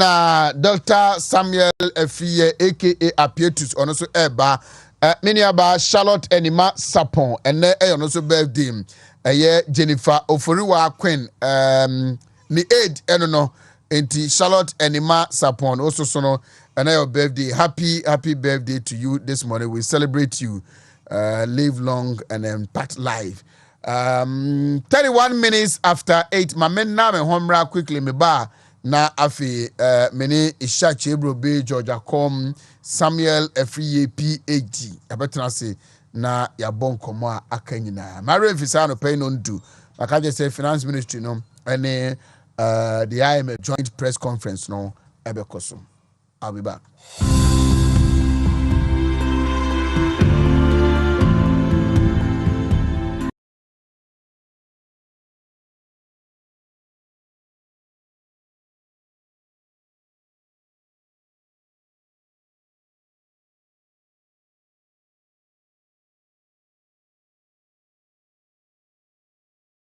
Kukuomu go so sankore kopon basa kakra ebaso honom ya na ebale sa de bi di hye NPP ne bi di hye NDC yete yenua pani kolenzada ne nua ba ko a ono kware ono atimi akodo ba abonte be ka so no okum nipa ne de esi ye sa na ekoso ewo mo mpotam ho ana Oheneba me da se ba me ncha watiefo anopay Amenchi Asante Mera 2462 any Asante Regional Executive any party impending for Oheneba medasi na obi bebi sase edi na aba obi sase ensemo anasa manyosemo to trasem no ye kan hospital and I do election year bia make him akase Ghana won't be nka enyi ahafo emfiri Adiama 7 eto nyina twa is about the leadership. Amanyo semu ntokwa eto betwa eto nche nyina no is about the leadership. Yeba ba mu mfie nsia ni. Ghana mampanyine na nando dan kwa ekofado. Omaye ye mra se amanyo semu atutra semu no obi a obeye saa obefa saa kwa no so bia no yamfa ne mfa mra kwa so. Anonti the regional minister, regional executive, any party paying for the German Paginati, actually, when they say Asmudie, a Bahafu, he actually a young put you. It's a minute say, so Bahafua, and then see a baby. I have for a joke. I want to get the beer. MPP promise I call yet regional elections, constituency. The beer, the one of my what is a sabi, or you may be a buyer. I am Mr. Say, NDC as a party, youth, national youth organizer, Bo Mukoyi, and Nasabi, a Nipa, actually young one. I will be so who say, it's a manoko way, and a pa bebu and banwana. Then Yamma, the entire Yamma say, that me can be this leadership. Mampanini, I a friend of John Mahama. Okojina aye voter region eka say ye ka to trust some dia and this amanyoko de obi ani ho a onimu ye eche wo mo Oheneba wey aye kasa Oheneba aye kasa enti asam na wo ka no ehun sunso na apie wo kepiko so no eti aye kokobo ewi ase ba bi amanya sama duru sese no anya ntokwa anya sekai ani ye digitu mi o aye nhihye ya wo beye amatemamufo ho atọwọ eno no ye betwa ho atoba eti amanyuko da wo bese wo ba baabu no suban ya wo peso beda na di wo memma no sali ye ko kekosi Ghana fo enye wo monwanwa wo Oheneba enye wo monwanwa dabi na de mampanyine jo mahama bote puno ko jina voter regional o kae no bote Ghana fo o say ye ka to trasa NDC de ye dem what in mind obi antini ye de asama sare say wo mu wura de bo no such Afram Plains capital no Drobonso the woman organizer say Monica, Miami Monica, sister Monica, Jumera no. Or Bajumapa, Madame de Jatuan about Christine. Official Jatuan. Medivisa and Nephews, not the Ama. Nana or Horono. Yachado. When a couple. ya chia mo pa kapo you say wo akire ho bodwuma kese pa mami nchia me nua pozu onu de ofa district na me ne bohye den won so bodwuma na se me nya kwanya ne kohyia wo sekire central mo kroba ko afram so ko yi ho na wo hwe me nua se de no mo gene so a nyasem ketwa Oheneba na ken waba niken eben ya waba oh sir o de just a minute here na o ba wan fa ball ama se ball oni kapre e bia ball bi beto stands no ma o fire so me me koye gala ama se cha fan place for no na ze de nti se bia ko mu bo mi ma beto stands na wadwono na wadwono de abreme wache no so me ni na ze je kwa je nsu ko bi kwa ku zo de ball bi ba ya fabra na me mfa ko ye gala ma de share was cha fan place so we ni bi zo da o dollar no wan ko sesan dem e tiba fo pa nti wo mo ko ata mo minu ata wo ni we dubia so organizer wo so me chia wo nyina nya akwanya ko bi nti de de bae no mo amfa bibia ma minya jesi be me ensakra metim de organize district no inter community gala nam na dan kwa dubi sanso wo de hwese mabunu no bronya ni dura o mo betimi de atreat no mapum na de anigye enso so abaho nti we zone so ahodo a ye pese organize this competition a be for fan annual enclave ho na ofa te se dawia ene mempeka samonso area ho na waba the goma enso so side o memprosi azoke anyway nam dafo no nti miguso a me sresre se nyame yadoma ombetima baba ye memwa mrante no so aye ready se ombe kansi no fefefe afibia se ne ye no nti yesre community ni nyina omo a ombetima baba so omo asene omo mra na Oheneba na Emporium ho. Yeah. Me kono ho se. Oheneyere Emporium. Be ko ho. So yeah, Asqua Millennium Plaza. Yeah, uko ho no mo a. Aka cho se material shemi de she akomui antuma de yi fita the Thanksgiving service whatever any type of fabric. Oheneyere Emporium ewo Asqua Millennium Plaza hodem no okọ hono ma odi room Millennium Plaza hodem na o se Oheneyere Emporium omoncho kotonia mapapa ewo honom manu mate se mu firi bi oganza enche bia me de miss melody ntiapo be ma no na wonko he na wo man Christmas eba oye promo fa oyere o maame fano koho kotoni mama no anase opeso surprise na kra na de ko ye shopping kakra omu lazy kama ma lazy sama mi yensia de wakoji ko yensia de wo ho akoto na wa petile ni bi watpam na kama de amano yes na surprise your mom, surprise your wife, good one a man so one surprise me man African printing ya share never taye na otona kama so me de Mrs. Koto ya me anti ya pam ne kama yi if was me mfa nchi akese ma pa or the Sefia prefer na me koduru no mo no na oba hima amesa susu bibi the second no nyina ase me mfa asada kese ma chairmanwontumi afidie ni mu amobo adwumade ni nyina Oheneba mami ncha chairman no pay me hu na che chairman so Linda mame afia jamfua opon good one tidnet mi asantene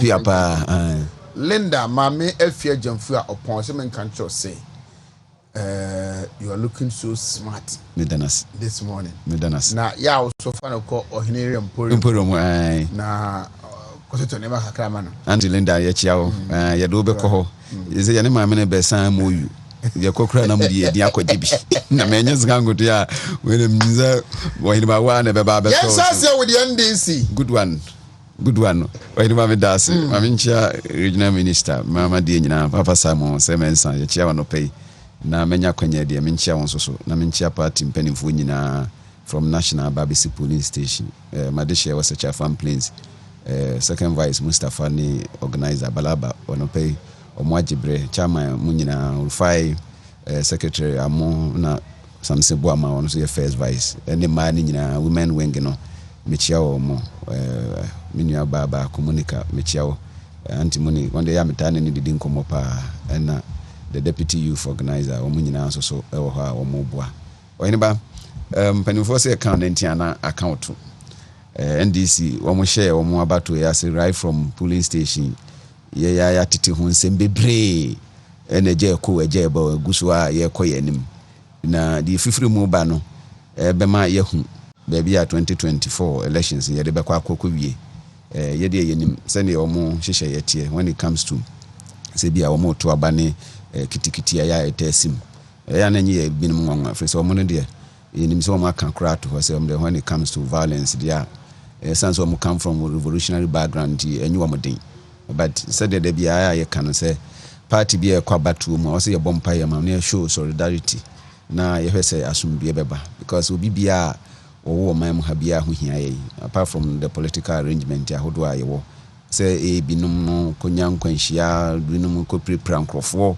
ɛne saa nneɛma no nyinaa right from the time wɔn to constituency elections de ba regional ɛna yɛhu sɛdeɛ abatoɔ no baabi ebi kɔ akɔwie sɛ wode w'ani asɛm a asɛ wɔn yɛ yi nkurɔfoɔ bi afiri mu ne mani sɛm paa nti nansa wohwɛ sɛdeɛ trend of NDC elections ne kɔ a sɛ me nua Brugyaja mfi okolusu yɛ o nano me ne hyia ɔyɛrɛpa TV na me ka kyerɛ sɛ me nua we are very fine gentleman yɛ nyinaa yɛtaa wakyi but sɛ woanyere wo ho a sɛdeɛ mo nhyehyɛ yɛ ne mo nneɛma no bi ɛkɔ nansan no ɔhwɛ a na wankɔboa nyɛ sɛ adwuma no wɔntimi nyɛ but ɛba bato a dynamics no dɔɔso a menim sɛ wankasa wanhwɛ wo nneɛma yi a deɛ dynamic boa maneɛ deɛ friend political sociometry sɛ obi koraa wode ho bɔ obi a ɛtumi ɛdi wawu ɛnyɛ sɛ bi a wo na bato no nkɛyɛ ntoma wo but relationship na sɛ socialization effect a ɛwɔ wo so no koraa ɛtumi ma Oheneba Wontumi lose elections but moving forward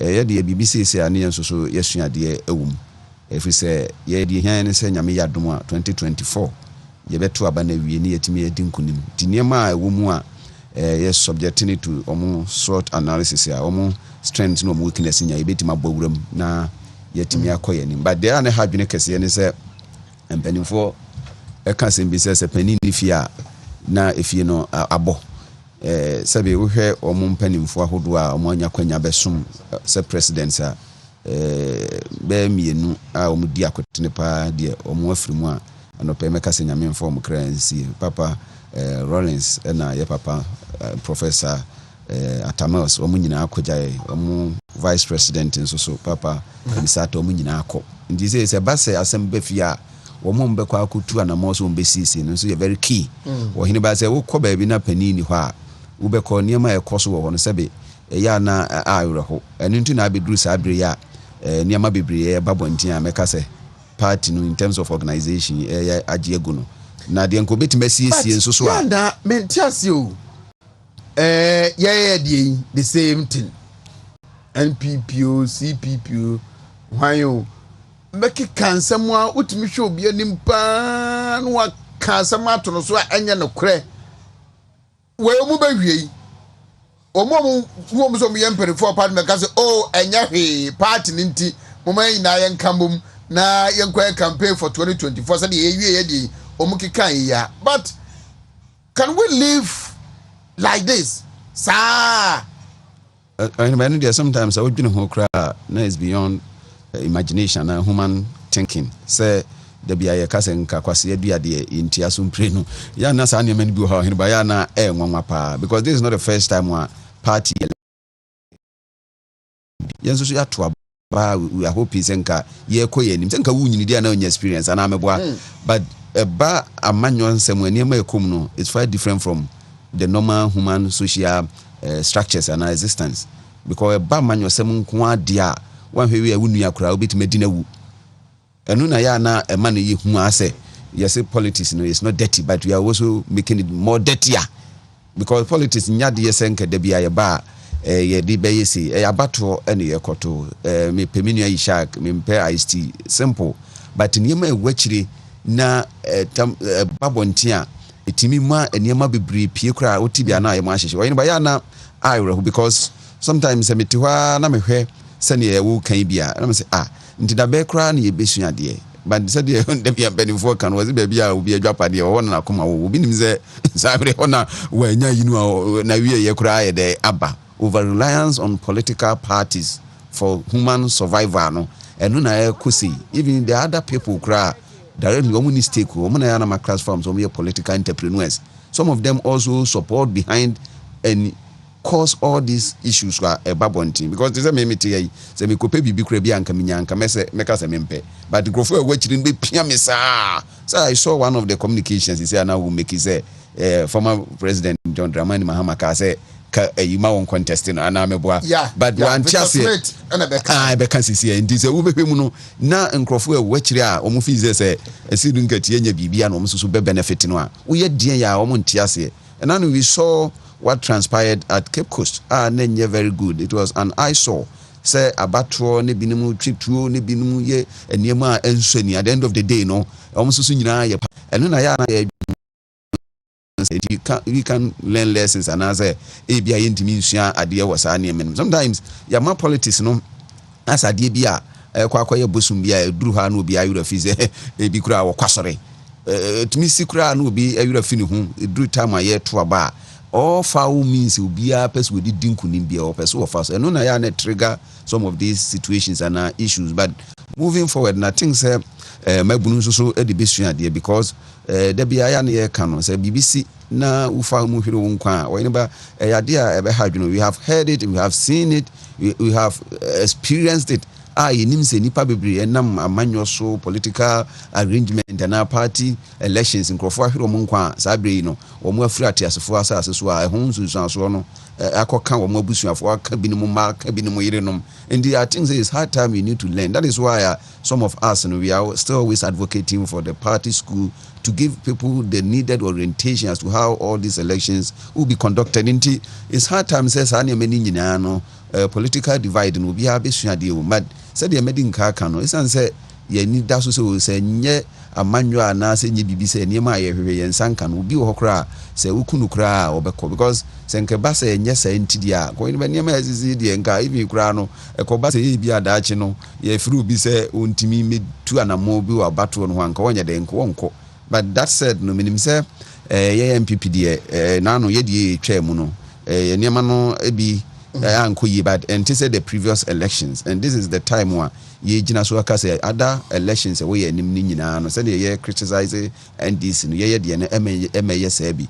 We have very two strong points and election periods are babeto parliamentary and then the presidential and also so no yenim ni basis so we don't know what will be happening and we are using this as a medium to say yes we mu de nko ye dia yenso so a ye beto ye de no ye behwe na ye de asuade because said na wo kan no we say party de te say quiet we bia we bi esi but at the end of the day no say bomu yu a boy yes we need strength in this ekoba say ye beto awie we say mebuafu we say mebuafu nti ye nto aba na at the end of the day the outcome of the general elections no am why me feel say na de ye no we are trying to shoot our own foot nti minim say Oheneba ye koye nim no NDC de ye di suade wo but we are hoping say ombeto awie no na basa ye bia anya dey nsi wo man because say ya na meka no ye be kobrunya ye mbese ye beto awie na basa nti ye se curfew na bia wo kra wo be bia wo te ye mpie na ya kan wa hyedem sometimes no asembie no wa emfani pa ho and we are calling on all the security agencies omomwa na some of these situations in emra but ekobasa pe na ekodru say bia security fu kra no omo tu anamo obehu afi na ye ya nkasa omo kobu ye ho ya sa the politics ababa be wramdi. I think say when we are working and as ye mo adwuma ebeboa ma bibia ye pese ye bia as a country no in terms of security and peace no ye nsaba be kan ye nkofa saa de we su mekuta hwehwe minim say ye koye nim no mabuna eba no na tambia menya kwanya meta tu omofo was say older people will declare war but the youth should fight and die. Inti wono so what you na pen mu bi kokaje we say kokon wono no party position bi a wo penti wo kokon wono ntnafia ya na sometimes it marvels me na meaning say tambia and bi so ankoka papa enye grade don't be influenced by some of these money say bi a wo bagie awie kra no ntimi va nko hospital and at the end of the day so wonsa kotwa ntimi anko ye adwuma na wona mu kobu na wo dadem we have seen it all as I've said earlier say bi no ho kra through some of these mani ekura nyina afufiri omo etibie mu anaso mani abobo nti we are moving forward and in democracy no is just two sides of the same coin wo ka bi na menso so maka bi na ye nyina no obi a ko gina ba bi o gina is different ideology and there be ma parties ba because we say NDC or my ideology no yes yen support to MPP ate ondi ye nya kwanya ne ye dia ye de be ko yanim tin de bia na I prefer to call my popular mantra say NC no comparison no complain the here is say pa economy a ye hwese be gina ne na so na nkrofo ahweso ato aba ama MPP because we MPP through in terms of say we identifiable projects about right from Fourth Republica untimi nyi MPP free especially time no mampani dada kofo hona no aye di ne birthday na ya utilize ni niema na enumerate niema obey key areas ya yehunu ye ni nyina ya dia still eno na oma no ye didi ho nti sometimes no crofo ani da yeso enti na se ye ba na Oheneba MPP em perform na Ghana for omo ani abre yeso no because it is a unima de na obe console he no afeel because na misa no se ba poetry reciter na mitimi ka be 100 on the trot da bia me koya me ka 20 years ma anyi hu ho if say expectation na wo mo hwehwe enu nti na ama na na do dan kwakufu ado na ben sebe wo hawa ba ne se de nkrofo twina abo so ni nyina agina se no bia enim se eniyema be yeye but in governance no because of external factors some of them ye ni control nti ekobasa wo be hu se na ama wo performance aye de aba from basa the tunse ne ani se niyema MPP ba ben mu ayeye any NDC they cannot come to any side on beben ye baby ya ba bedru na I hope say Ghana for said the bia meka no na me catch from ofidie bi so say se nyanya me na ya adom na nanke ye nto aba this time a kombe to abete but un say economy no bounce back and yenim say eniam bi say ba omo nto bo enti na de o man na champagne for san ma catch several times o Oheneba o ma chichire no te say ahwede ne de nkosi nkon di do time bia na emu aye de enti na mpanim for ha we are to solve problems. It means say and this election CD ye be mum trin kwade but we are hoping so beto awie no na sumdua na ye de te here ye de kwa kodi bronya no na enhwere nti mamenu akwaba na wa hifita sa no ne Isaac Chebrobe menu akwaba na no say na mini henti and then there was a British Parliament it was a British Parliament the NDC Oheneba medase min come impesia so sitakwa ma be poso min chama de share enchetie fo ni ahwefo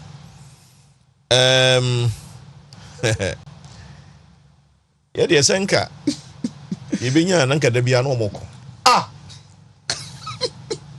say NDC for na be say NDC mojo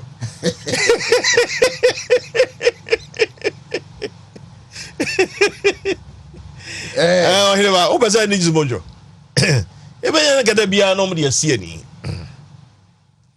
asa ni hwe o mo just that o man sika ye best spending ni de be hwe o mo ene ya o kura ye no koto mo kire no kura ye ka you know yan wish NDC well because emrena o mo go through no head anyemre papa sa na young condemn idea course e Cape Coast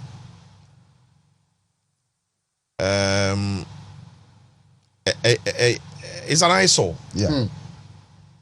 okwabrane tamakonwa the body ni asa de opebia na the ya na how many images ni pictures are ye money offer se for ni yenuanom nketwa ehwebie no yenomum ena enukure ni nyame anim ni ya na hadwen every say saa niam we num manipa a omo akoma pa wonim die wosua hunu omo enye womo adwene kra se obetu anamo se ode ne ho kokodom amanyoko na wayi ni tikra se ode kwakwakosom amanyoko no na wafaso de akwakosom o man nti enya dia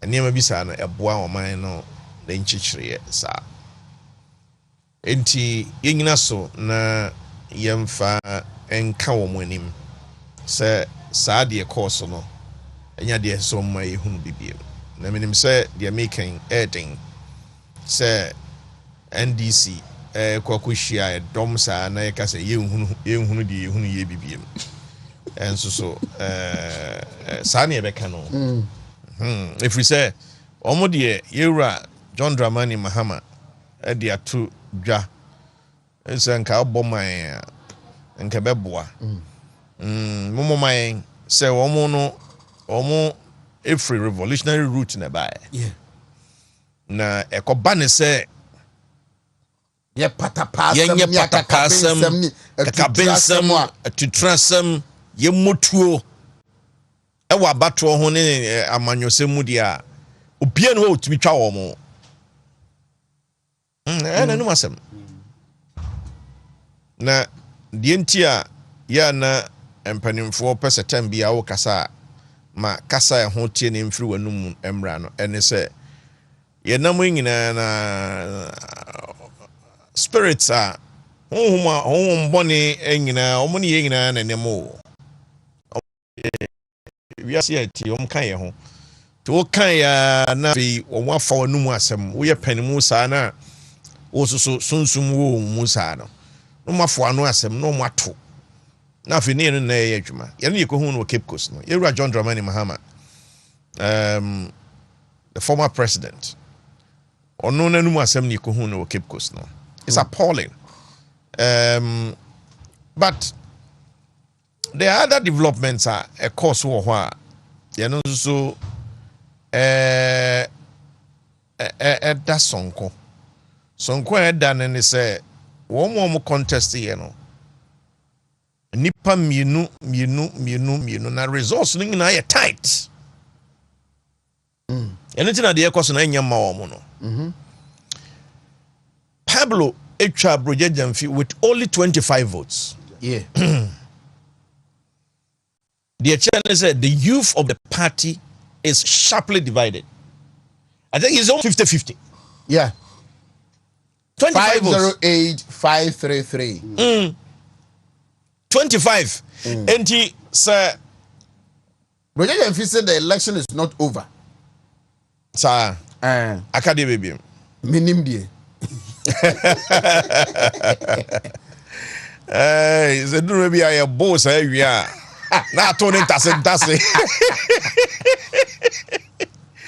Ya boss we are na to ne tase. Hwe abare ye nya bobo wie na electoral commission e declare e tro pejanisa we are. For budget ye.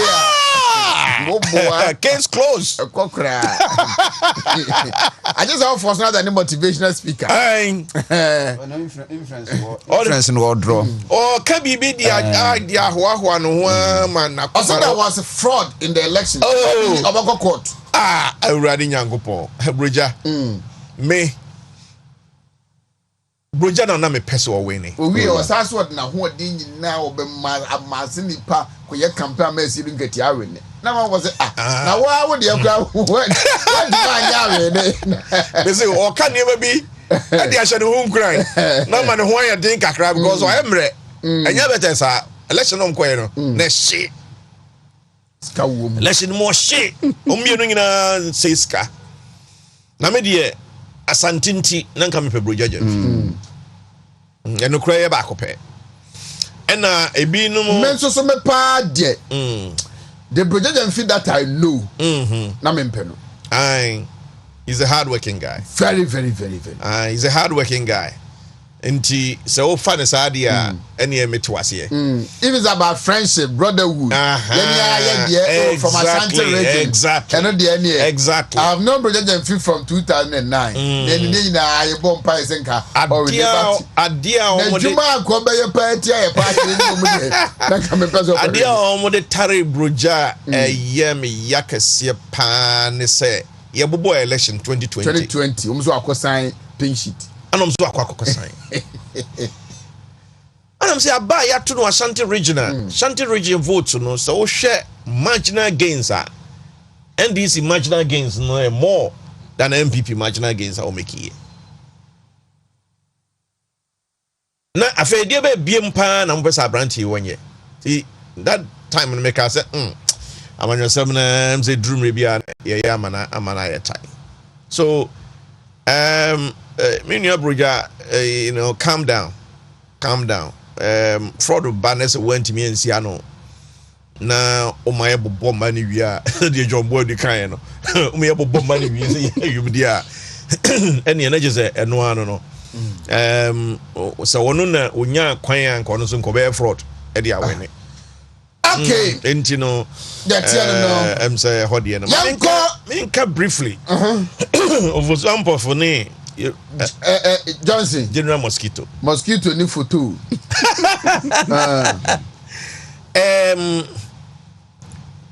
enye easy so betimi to incumbent titru incumbent a ne penso ne electoral performance no mu pejae enye easy sa nti ase dun katia ni blows a wo punch ni na yehunu but enye me nwanwa say mo ye newspaper review na mo say Ashanti regional constituency chairman and even chairman of the region na kasana declare for swampofo enye me nwanwa hwe ye campaign ma chairmanwontumi na adia na emma ye kasa no etonkofo asum ye chairmanwontumi na electoral performance modemo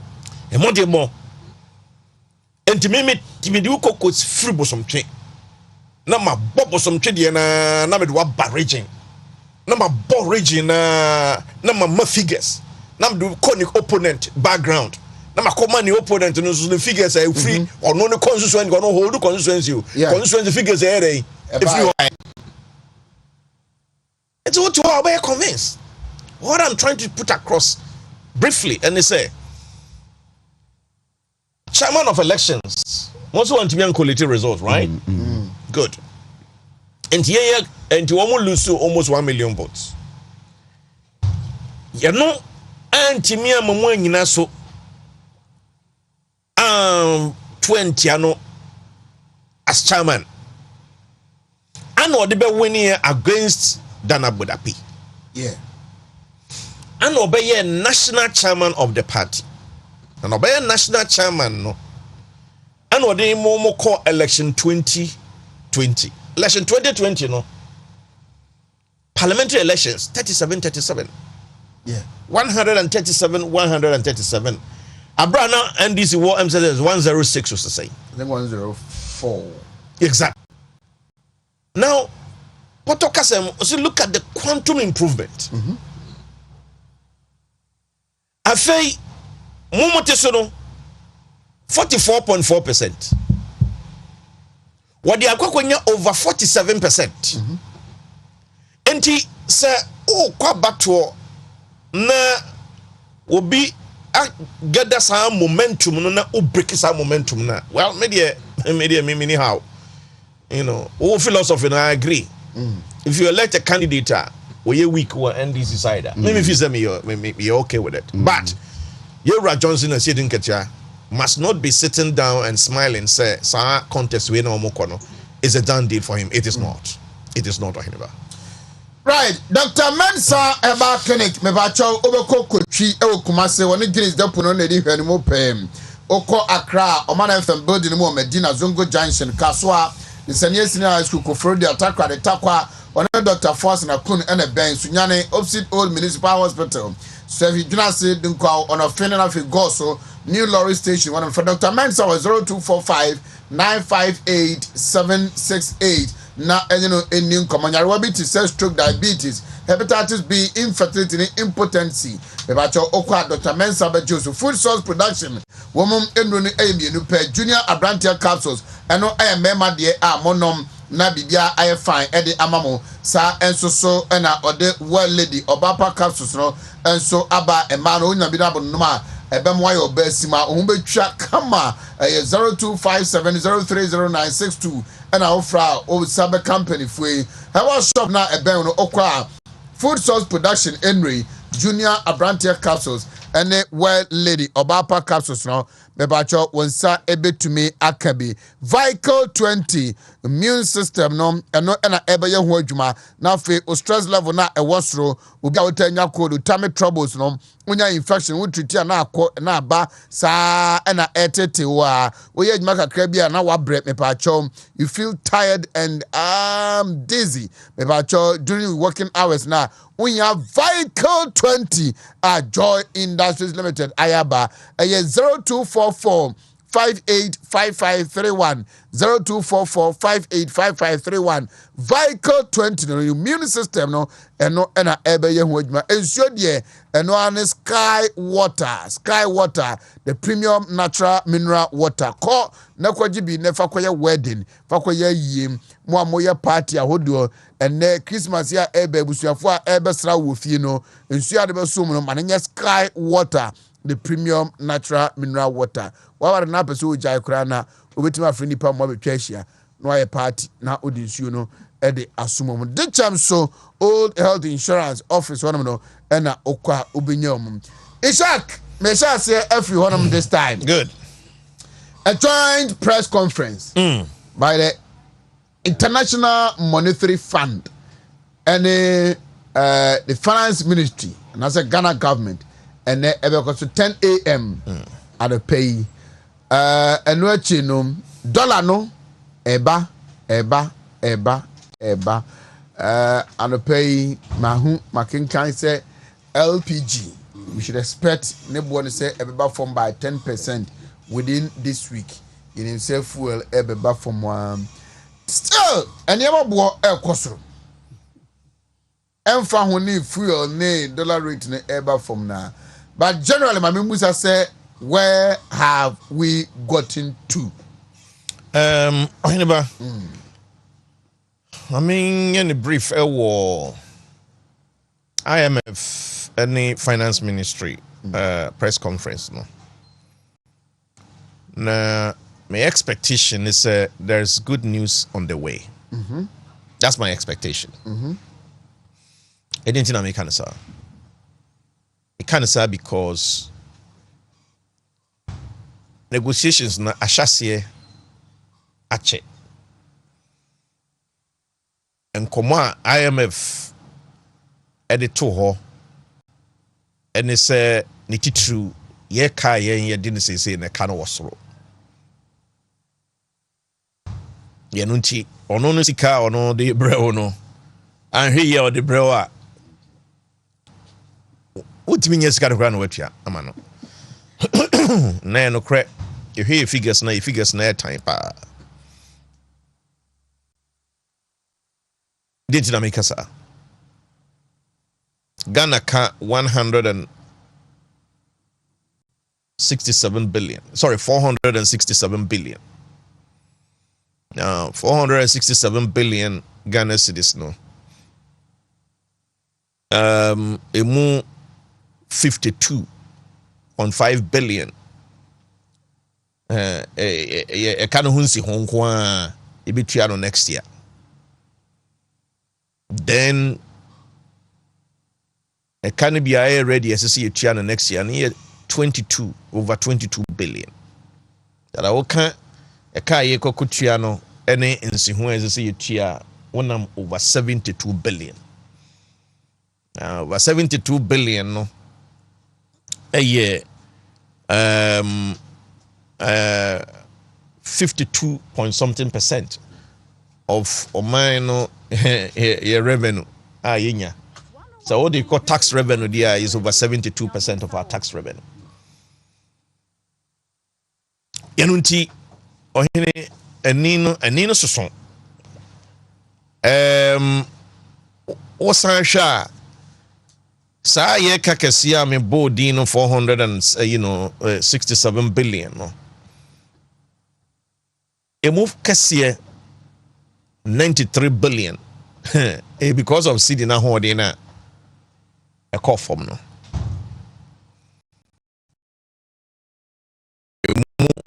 to 5 billion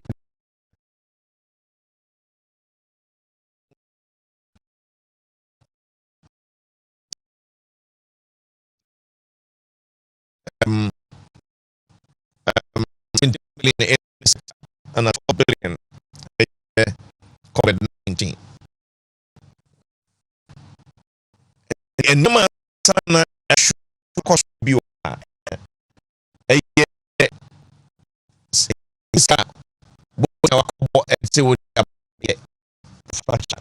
I said 147 billion out of that. Na Oheneba winning in a children no say okay. See ema mu sika dia mo ka no wosoro. Mo fa kwan am befa so a e ka no. Ene ho nsunsuanso a mabobo so no in terms of nsihu ese mu tua ka ne bia ready ese mu kokotua ne sansensem ni nyina. Mo fa kwan mo nkyere ye kwan am befa so am bakrakra. Ti ye no ene kokofa debt restructuring asemi e bae. And I say debt exchange program no aban ede e bae. Ohini ni tietie mu no debt exchange program no aban no ananso no kama. Ayi treasury bill free mu, ayi individuals free mu. Say there is certainty, potokasem. There's clarity, certainty. Obia o manu mu a hunu se o enema na sense ewiem na eye huhu no ana NDC fo nso tumu nkyene ka no huhu no o mane foto samfo adi sa nima nyina aba beto abonte ama se no bibia ni adaho. Even pension funds, another time we'll talk about it. Sabin prediasa menso so misika ka ho. Yeah. Nanso so omunsusu ha omani. Bia o pension next year, whichever year, bia no adie bia ye due to you bia no. Onsabe den. Onsabe kan. Na wo mpese wo belusu sempoa, wo mpese wo belusu taku. Na man mo da na mo de pension funds kwehye ho a na mo nya mfaso no so pum no. Se economy no ya reset economy no ya sense yes ya mana ma baka. Wo be da ndada na wo nya ne bum no wonsaka. Na mitie threats kwa twi ye be kan say. Mitie hu na koso no a ya na metransia medwene ho na mentiase. So sa threats na say e man kofom because share ba na dia to ho no what the ama regulators no so omo ne mo na eni sa adwuma no National Pension Regulatory Authority and SNIT no money other related pensions no nyina mo hye na say emra kwan so ano one mo befa ano baba ye ano mo bedie eno mo akasem no na say wo beze wo be lose interest in anywhere na ekwa be na wo so wo bo ama ya reset economy back akwa yes sabi imprediasa ono oba tie na enema bibia ekoyie kama na because be man bibi wo ho opentuma eni na konhoma eni nkola school fees eni na enema bi akotia ne kakra na bremu na beboa kakra wo say masesa sana fund ni omo kasa nyina omo make it threats ni nyina. That's how I see them. I am not saying say baby economy na be drew na ye debt restructuring no I had an esenka ye be true. That's not what I'm saying. But bakeka niema ekeka bomo sa debt of 467 billion emu 147 billion emu bia ne ho a otimi de sha ban we directly say yakoko boss abosia na dia bebe wura e form ye hunu sa so ye nyina ye ntiase say obati aware ase na bibi wo ni kunu ho na konhoma sika ba ne nkwara school fees enye how what friend is saying ne ntuma ne ntade otoma no hwe no we ni bibia kama hwe family ne kama na afi ba ko bi ni mienu bi no oba so dadan ho kakra na fa boa me a na afi wo se ye no nti no wa free aware asia. That's how I can describe what is going on. But obianu ho anisika eba she because of this. And here me say I am a for ehunu excuse me said ye yesi kwakra ne mane ba. They have seen it. Adia etoso ne say womo agiatum say omo ebeye staff level agreement no.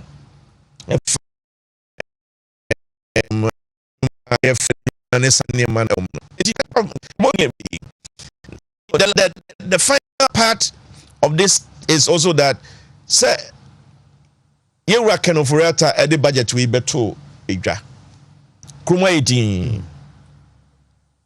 amanfo tie ne nangufu ado asem osisi kampe dede kroma edin VAT 2.5%.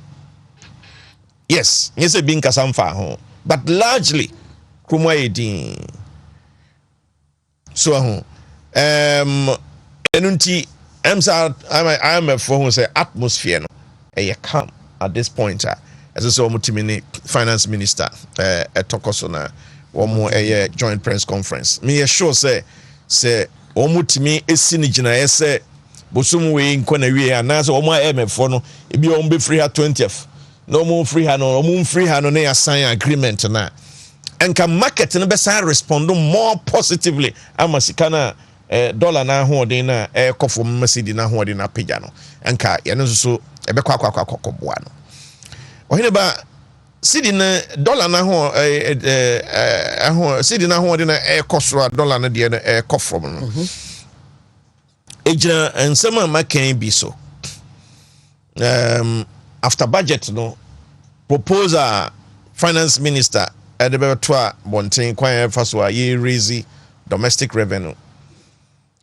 And last year and this year the no did na buy and was say approvers as so mo year and for benchmark value home and for e-levy home and for tax exemptions and home sani mani nyina no sa approvers ni na parliament aye ni nyina kick start here ebeko into 2023 and to say no as to him for na Ghana next year is a free banner any other ho.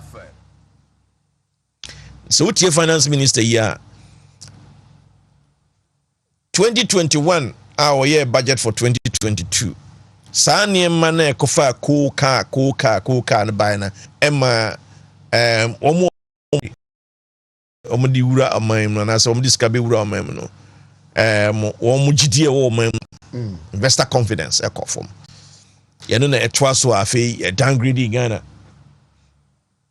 until your credit rating downgrading na fe you betimi akọ Eurobond market enye ye ana ye no so ehate ye nsane ma no ekabomu a enema yesika na hoden ekọ from South Africa amanfo here there is omu yi omusika pa efree oman the Porto Casa me friend capital flight omo konso a dollar no omo kokoto no omo de akọ nti there was a huge demand for the dollars and the Ghana yesika no ekofom say budget way beto abontin no sa reaction no enya dia ebi afolo no nti there is scam pedide there to so biem and say the level of speculation said the na manfo entimi enhunu said the niema esi eko na enam sanso nti no ye dia adwene enene susu yedi adwene na esusu ebinum kaida ka bibi tom from forest bureau no dey akwa adeneda 11 no akwa chro 13 no boza fe na niema na adjust na kosa 13 no so speculation no Oheneba say ya no so adea ekofom pa and let's not forget say JP Morgan Chase investment firm USA Kraka say you see the no is undervalued by there's a 15%. Sikana kodena akofom no. Ohamujichemu edu enum eni kwanse nka na ekofom sa.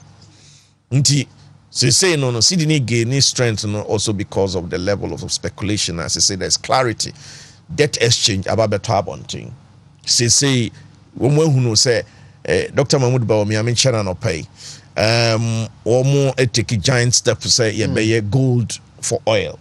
She say internationally the way excuse me I'm for AC air can ho asem no e ma de ne kra no very exciting. Ye bompa ye say san ho de no bitimi akosoro na na do dan kwa Kufuado and electric party enya the new focus say ye bemba emo ye kraba man mu enkoko ne sa ne ma no jospon no aba out as you know so person mo ehwe na rice production no ye pagam owo my Ghana enti generally economic development no very positive. Right. And until now, you who say dollar no ahoɔden no ɛkɔ fam si di no ɛkɔ soro. Nemom Oheneba and say the key fundamentals no are strong. They are strong. Akom. Sasi setting no. Oheneba. Right. Yo, but that's Oheneba. Now it is said, sir, we have reached an agreement, a staff level agreement. Oh, we have already reached that. Yeah. And on here, no more beside. Oheneba, mpanimfoɔ sɛ obi ne hɔ akyirifo asɛm pa kɔdo na nneɛma a yɛa ne yɛka ne sɛ yɛhadwene kakra ne sɛ yɛ problem no ayɛ short cycle Oheneba nti baabi a yɛabɛduru no deɛ ɔsɛ yɛtumi yɛa ne sɛ yɛbɛtumi break the cycle sɛ daakye biara no yɛnkɔ ɛhɔ bie mu anaa sɛ even nneɛma a am yɛabɛduru ha no yɛnkɔ hɔ bi that should be the main areas ɔsɛ yɛma yɛani ɛkɔ because this is not the first time a yɛkɔgye bosia Meka say yensa enko hobim. I think this is the 17th time. Papa Ishak, I'm right? Yes, into 5 age about 4 years beyond. No just say ye crack since independence. And niema de bia ye ka ho asem ne no an kwa na sa baba be sina name. Or he wan say mpanimfo say charity begins at home. Enti de bia no ye bibi efie e na wo so hyase na niema wo betima no de pia bontin. Ade ya pa wo wiase ene say wo kopa bosia Oheneba. Ombemu wako anu nsemu nyina se normally bi kra ye kopa bosia wako adamfu bi ha obetwen ya waka wi osmi ni bi eni nti na ewo me eni ewo ye ense nti mpanimfo se a bird in hand is worth than millions in the bush nti se ba se da bia no ankasa utimi kurakura wo nema ena utimi bobra wa ankasa wo kondo na bia wo kwaje bosia entimi ma nema wo pesa wo ye ma wo ha untimi nye no. But that said, no, yentimi so ntina ho saa. That is why at this time no said na menu Ishak ka no. Yenya no saa se bia twam nti yenkoy anim. Abranti your friend Dave Ramsey. Ti asem o kan was you cannot be in debt and win. It doesn't work. You cannot be in debt and win. And win. It doesn't work like that. So what kana would kana okwi nantwinam. Nti se basa no anada bia ho kire. Nti na this time na ba na ni abrese. Yentra ya ne fie ka no. Yenye jodo no anya dey emfiri ho. I was happy say na menu Ishak ma figures no. So first as 6 no Oheneba wo hwa between 2008 to 2012 you grew your debt no by 269%. And yet it's a ball as ujawo. And sometimes engrofo kan woko ball as wa the more amudidi na ball na yet in this way nyia. And just anet here. Agwa kwa dia na si ayi ho ye manhia ho yi. Yeah. Say uhu ne tenten because say udidi na one two asia obesa to bia ye dey aguso between 2012 to 2016 it grew by 243%. Nature say kanwa na ebugu ho sa because won kasa ho nso wakwankro wo fie and between 2016 to 2020 and only yetimi ba from kra we grew it by 137%. Nature say wo hwe se ne ye boy abrano a da bia no ka no yentimi ntu ase. And when are we waiting to say a cannabis to na yetimi akoyen because we first statistics say wo say sometimes go be a sika ye kwa akwaje no nyina ye de dodo no ekutua ka ayro ho no Ishak I think say this new budget we have spent about 6.6% of the GDP to service debt sika ye benya wa ha ni nyina no yes ade akotua ka and the bottom line no say da bia no say ye koduru sa atibia mu say what is the way forward. That's what I'm saying is ya ka ho asemu aka ho asemu na benefo se ka kwase bia so yintia so mprenu always bia ye beko ho bia no all the economy no be kama kakra but the conditionality say etimi ka ye fu ase ma yintimi nya ne ye pe no ho na o se ye me ye ni ekoho and sometimes me nya kwanya na me kasa fa ho I want to always address the point from the fact to say how are we going to sustain some of these economic situations here we free say da bia ni vize yakwaji ska ni da be ye niema na ekwa na no mebu be say obi etoma odi ana we ni do obi so a wo mobra wo fa wo hofo no de tama ni wo school me kai mrantia na no mu sua de aye fa fom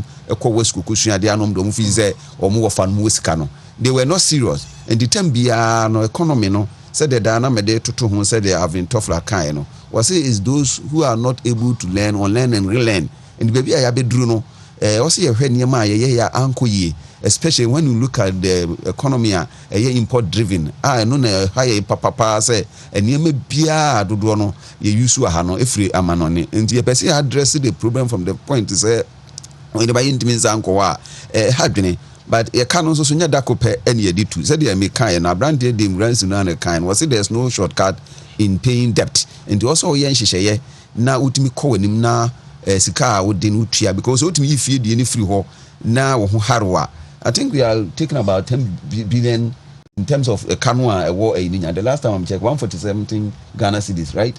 Many the debts exchange 137 billion. Okay, and this is ka we nyina no say ye home so na ye nya space ya e betima boya manema bi a ama economy no tete apansam no yetimi akoye nim ni aye de yaye enti se koba se ye nya kwanya na ye nya sika no a de ebesere ne se production sectors a ebesa wo sika no enu na wose yam ye ni ko ho enu ba se wo fa Google na wo type the first 20 countries o de ka Ghana ye nka ho so ye ma ye ni ye de SM.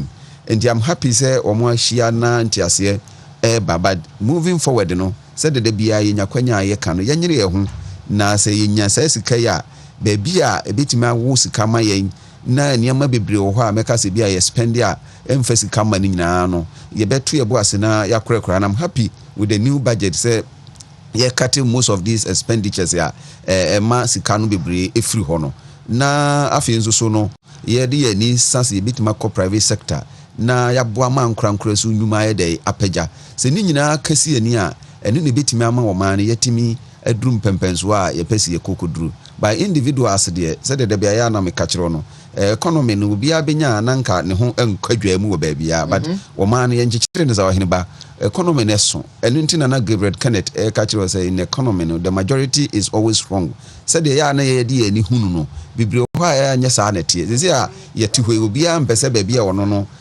budget ne canon ye be ye ho bibia by the end of the day ye kan nyina si ani a ba bi ko hye ba bi ye te se pano se wumia no a Oheneba ma bumfu ne nko ba bi pano no hyemu ho a je se u di a eniema wumia no obi mebu bi akura mekab ni sa na na tie but e godu time bi na se bi a ye ka ho asem de ze de ye debt exchange ebinum fi se kwan ba bi ne be ha o mo but ye pese ye nya space kakra ni yetimi grow fie die no na se fie die ni gina ne na so a etimama international baby a yekoji ibu send free hon so yetimi akwam yenya investor confidence biem na me nua nhake kan say wan wie fie die no antense abonten da bia no ebesa akwa ba bisina na about 93 billion and exchange rate nko ani devaluation ye ma esa be ye ka and aban na make all effort say na esa na tie de ameka me di wo fie die say be me jebosia wo fie na Oheneba me nua no wa ka no da me a say de oba yire me na be different from abonten so new titimi ewe mu nyina awie ni esikasem ne pagya na yetimi nyesika ko tua bonte de ne ho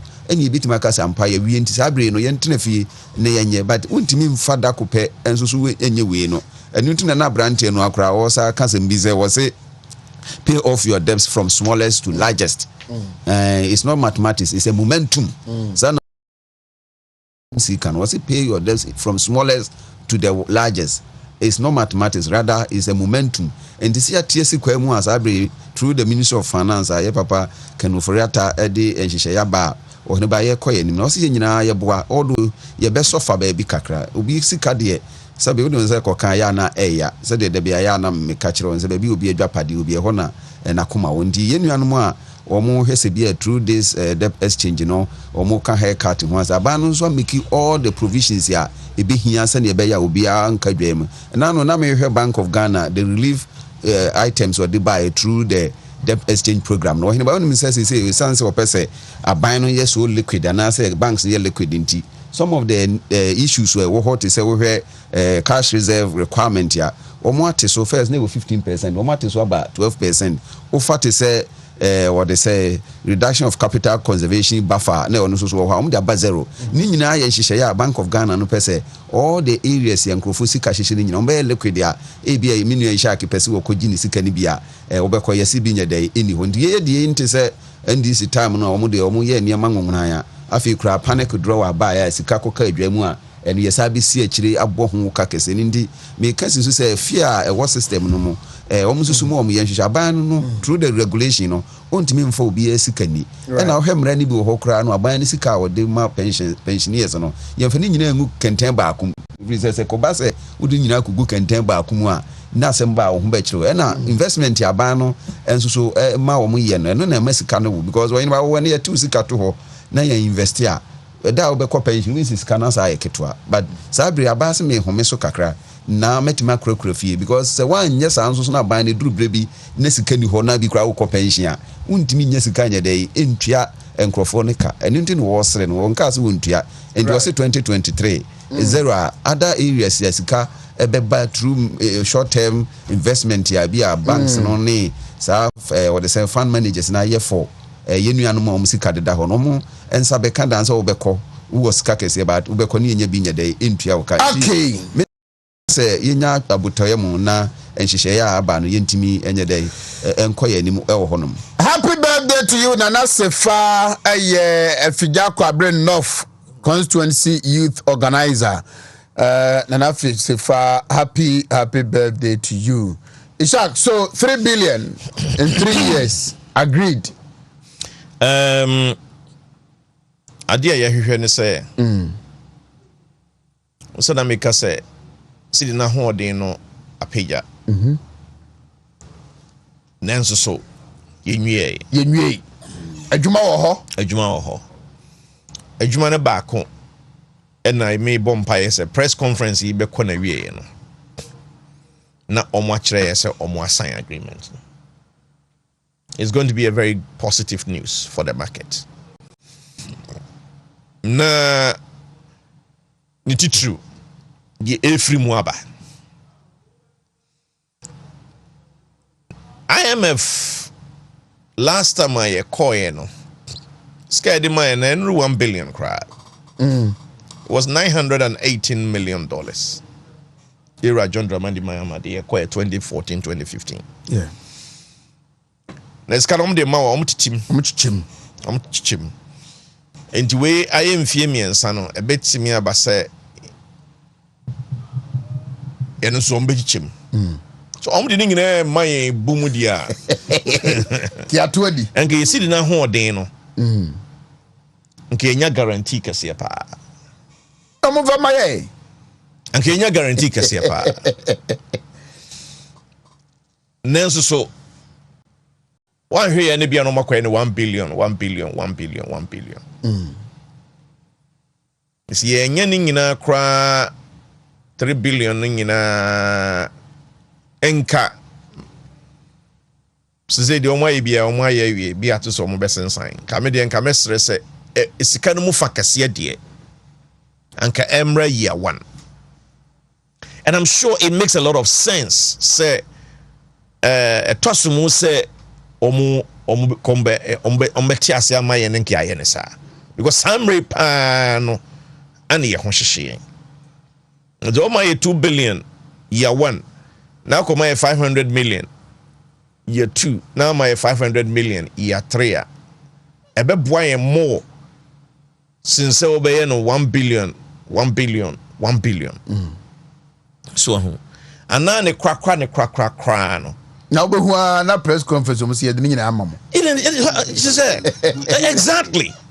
exactly so meaning say very difficult for we to get that and the major hone say yebetumi anya fa kese no enya kese no ya one way ya cause year way na ye say entua interest kra because ye ho papa so and yenya ay lucky sidi na ho de no so e pija and he said dollar no be free IMF as aba be Bank of Ghana ama international reserve if you looking at the net international reserves no is about $2.8 billion, which is about 1.2 months of import cover. When you hold what Fred is saying, petroleum funds, any some committed assets, when you hold them constant, then we have about $2.8 billion, which works out to about 1.2 months of import cover. So, all of a sudden, no, na $2 billion eba beka ho. Na increasing, to the region of around 4 billion. It helps our city. So, yenya 2 billion and then 500 and kebeboa ne krakra no omo my 1.5 billion from the beginning. Na the next one omo my maybe 1 billion. Na omo the 500 echo the final year. Na omo graduating is ebe more healthy for us than say omo ben flat rate 1 billion every year. Omo didn't so my this year next year 2023 omo didn't my so dia any enka Oheneba enka nature say asam there. Na ye gold for oil exchange ababe ka ho Dr. Mahmoud Bawumia de media announce policy mean change me na say me the margin man straight because I know say it's going to happen. So nani titru once put two institutions together say omo ebe deliver that particular objective. No? Ministry for Lands and Natural Resources, Finance Ministry, or friend is saying Energy Ministry, PMMC, Omungina Kabuso Mudi Jumano, Baby, Amudi Ashishano dia.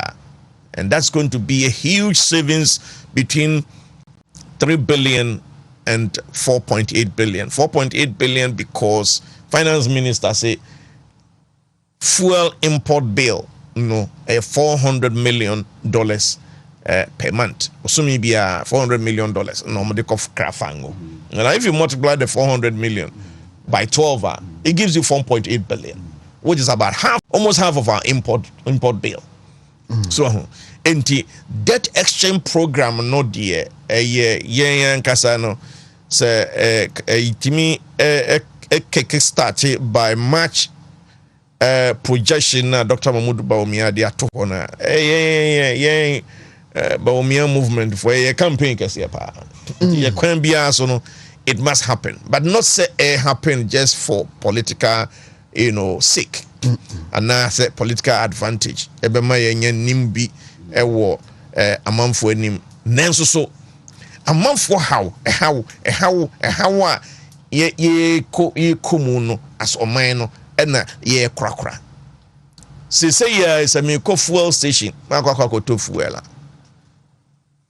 ana sa me nam na me mani hye omo board no so a said na me nya pressure all of a sudden say akofom fuel price ne kofom no amanfo pressure ekofom dollar no ekofom no eboama fuel no so akofom say ebi kra ko to 10 and something for dollar ebi so ko to be 11. So it's healthy, it's positive. So IMF ebe kan na chi na just no a money recovery ni hye na ye hye na oil is on gold for oil any say afedi e ma ye kraba omam no ye be jai ni abomodia na ye kasa ye die if you look at our friend is Governor Addison and so ono so ye ne famu ade ne famu de say obia enim say policy rate in 27%. Treasury bill rate is say grade eswati from 35.5% the above 33. Hona dey say Oheneba hona say I for the omsika nyina echo.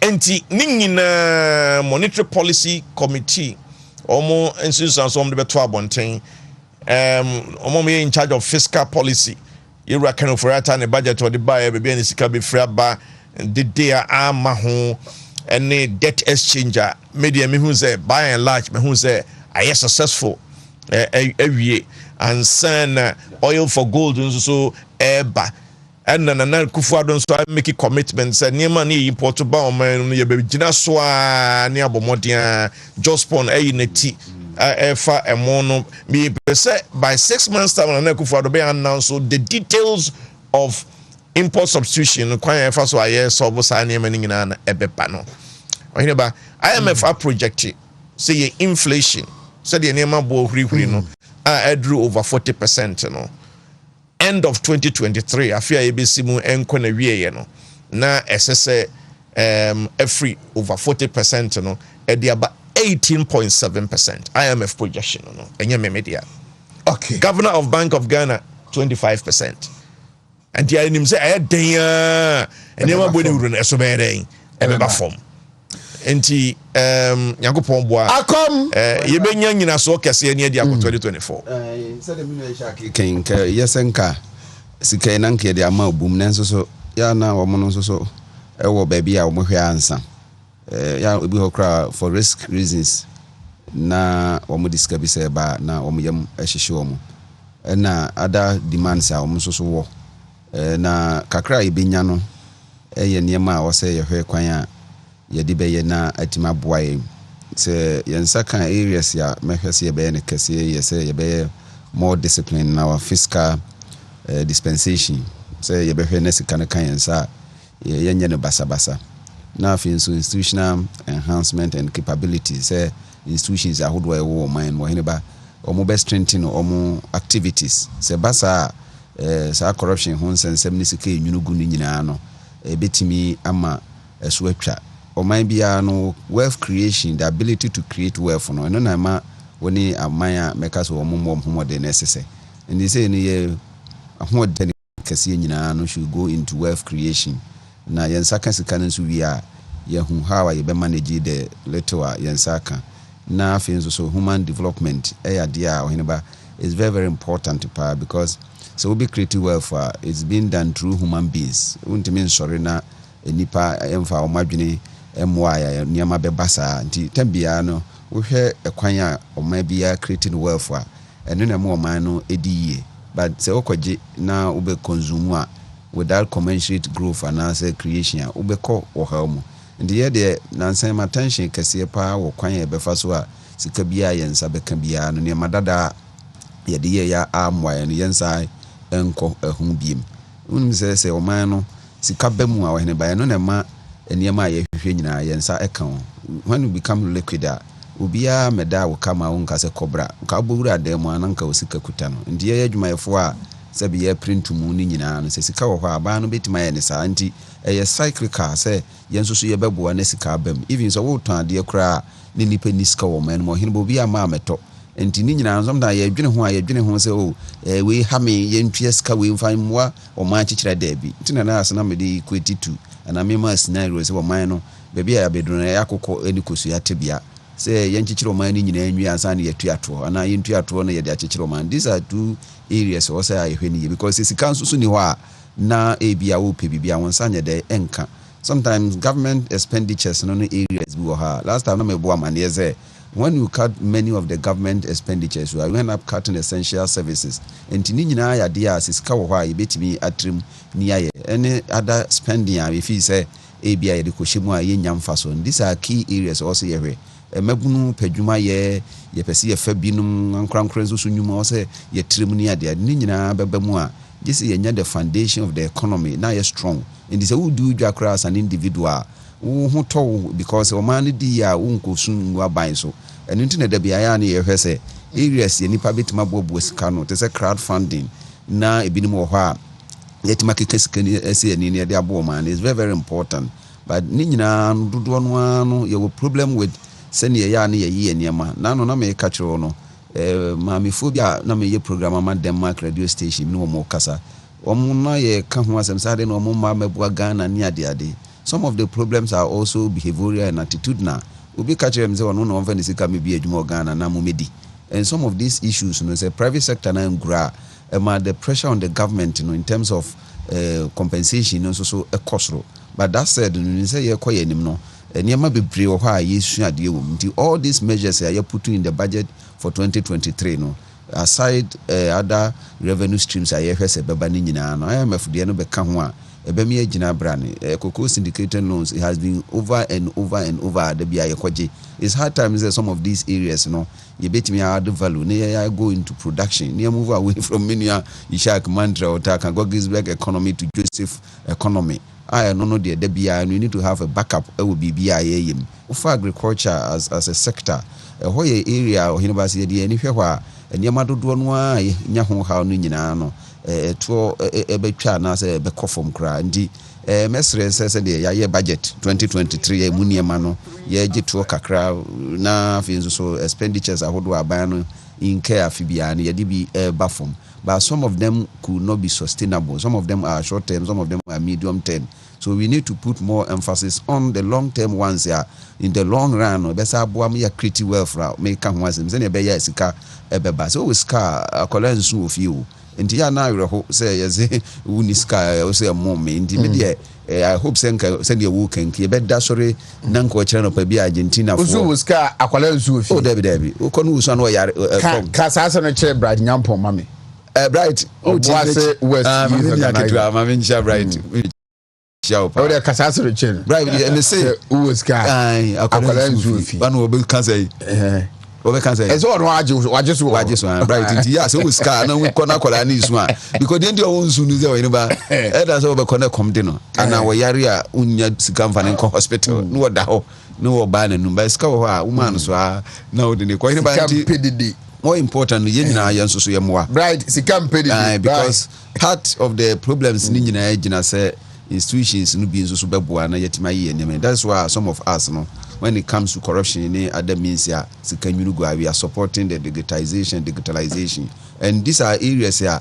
we feel say ye dey any hwe beboa all the revenue streams are hwenya ye bompa ye say Ghana for and so be ya ban na mo because enkwa na ye da tanu dem no bese bia no me dey that has been my philosophy. So bia ye hwehwe bia no say aban no nya ono ne part na ye so ye de detachiri ne sika no doso a me akom ko padwum akatu ya ntumu ye de be ma me de bia teacher unions, labor unions ahodo ye nyinanum nya de bia sori a suani yesu even kra dodo a ye de be ka ho no Oheneba ya na ensu ye but ye be ne de aban no ewa no nti mesre se de ye bia no ye nyina no ye moa at our own level na ban no so onye na fam di. I hope say this expenditure issues were can was them see a better so near the from other quarters na no say what is a union ma proposal MPC no SOE4 but we mu nyina say the maka no say sika na editu omoka wo and this year nye sika ni bi kura e be da na atua so areas e be create wealth no should be the areas was here come me I like the proposal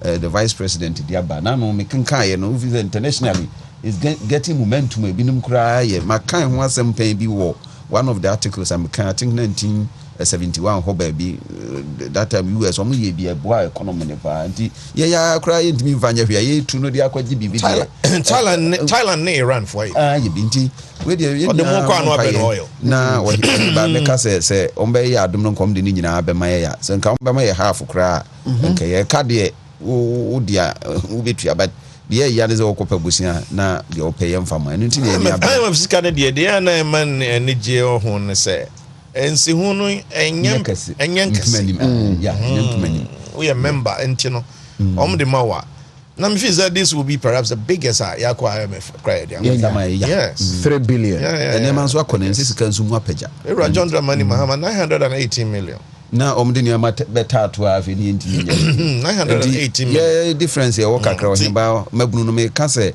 enyesa ban no se on fadwuma I'll try to but opportunity I wo ho ne se be America so a ye de befa no na e be ko format ye create other avenues ye hwese dodo no abekọ entrepreneurship dodo no abekọ ankrankremdi ye nuanum so mo ya 2024 ye befa ni papa senti ye nyame kan wani banji se wo maame na wo fi a bompa ye se economy ni be kama na oba ebia wo be wie school anas wo betre fi ache yetimi afa no ma ye bumfu aban no sisi because na me kan isenke ye to aba just last 1 month ago Oheneba bi an zen kan rank MPP kombe to abeti but so mahu se economy no peja nti so di se echi di ewu se wafa nwansena ho akobiri ukura wo besa akukuta hurehuri ya omunya botre emaye kakra me se obi no ho ha o man sabi emu nsem enye da ye pe minim se bi ye nso so ndo Oheneba we de ye bechia wona sorry nkwai say no o kasama MPP fa economy no ho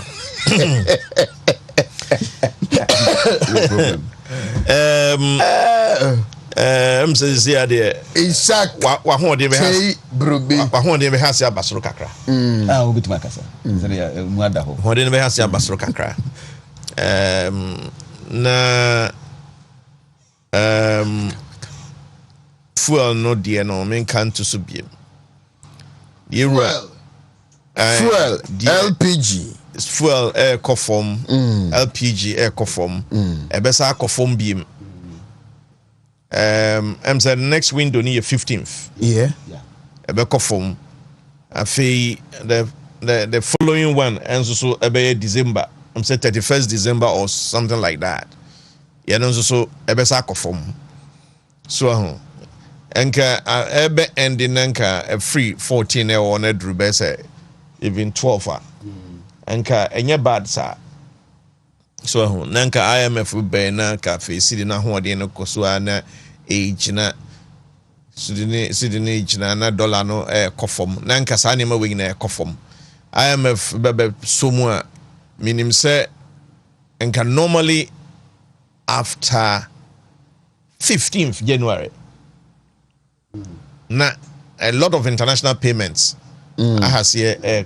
koso mom ye letters of credit and then ye keka ho omutua enti no na sidi na ahode na kofom na dollar na san pagya biem but IMF the way ba ever be show up your reserves no if you say sa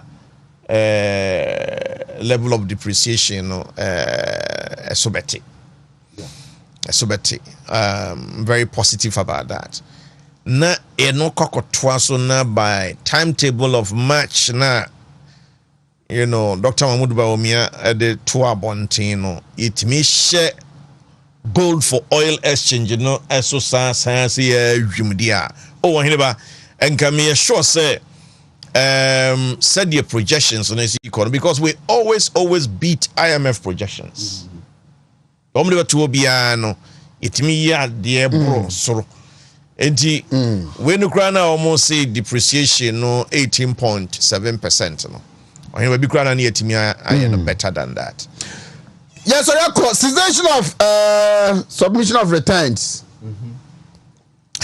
On the usage of monthly stipends to regional and constituency officers. And I'm a DJ Mokwan. Oheneba Akom. Bibia yesua de wom. Ansa na bibi besin na bibi nso ayede esi. Enti se utu anamo bia obu nkompa hwe the cause and effect analysis and how any papa ewom. Enti se no se kobasa na niema dada bia na ye ya ma yesika sem wo party level no na se bia regional level vis-a-vis the national no o se ye na yema emuda hofan na se yesi omunyai e na me kan ndi sisi krobi wa atwuma ngwe be jasa ye fe ni jankuntabu me do beko enti minim se bia new methodology beba na new approach be de beba ba ni nyina ne se yen stifle party no in terms of niema omo be dey Oheneba omo ebeye because the American say bia uhia bibi ade ya pass or your management person na wo department bi kura wo pese wo to nsu se na sika nya dey eni ho ebeya were ho sempa anti di hia me ne say ekwan bi ebefa so a first say the wo kan ja kontabu no ye wo de ye bebu nkonta ni ye na I know that the national treasurer issue a memo the region and constituency treasurers no say scanner ebano omo fa ho account emra ama about 30 to 35 constituencies Wontumi entimenim say I think last 2 months or so omo sika na ekokra no hold on exactly until say omo di omo account no ebeko good one answer na omo di scanner ba e de abufuo buy but so bibia Oheneba so ye oni emeyi abufuo ba entimenim say no na party mpelifo trans no omamelo to the abro na eba na but accountability there you hold people accountable. Good one. People campaign on the principle of accountability. Good one. Ti then and there's a issue is yenyai inti said the make no we don't want to preempt ye bedom wasu kone ahwene nti abanesa but bibia said me kan bibia nkoka papa anye grade wo so bibia nsi a yensua de but the here say the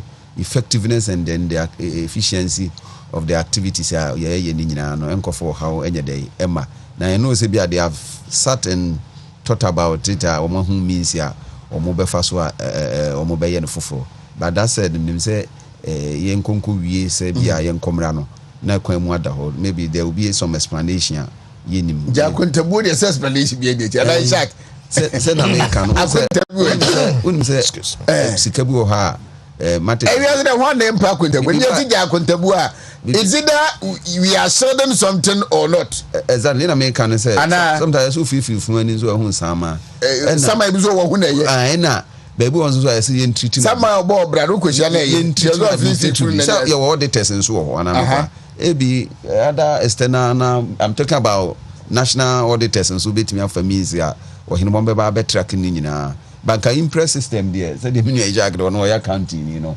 tembi answer kra nke be ma foforo menu say just we bu hu nkonta na meboa na wi a ya de aka na ya de aba but say koba say yes total inaccountability side Oheneba emwa esa be ma da bi obi atrim kra ya the fine say enye ne fine say bi scared ba ye no baby o say ekono but say the maka no minim say bia bibi wa kira bia ye nim but generally say we mo bi mun kunta dia is weird kakra na wa Mr. Fani balabam so mo chiapa more such a fan please back here second vice na back I have for no south east constituency women organizers so chiam ya dana Don Christiana Redua wa damfo Ishaka damfo Ishaka wa damfo so a teacher ni ba na for those dan so e born to Oheneba mi games no so campaign be bi ya be na equator otifie unkobi na onkobi wanyini nti wa humi wa ndeza baby mini how I'm at your service Oheneba games na me ka Oheneba mi informa no nsina mi ni apani Jacques mfa yenwie na me cancer cha fan planes games no say beba so enti omo person beso ya se omo mra ma ye ni zona me hwe enti se kane ben mu de ball ni bi ba mu mrem kakra ni Jesus ni bi yenuanum so omo person omo boa no omo meka ho na games no sina sha nya fe menua me hu sa me say ade na ekosi sara busa ho sara mbusa me ho so ade kra na ekosi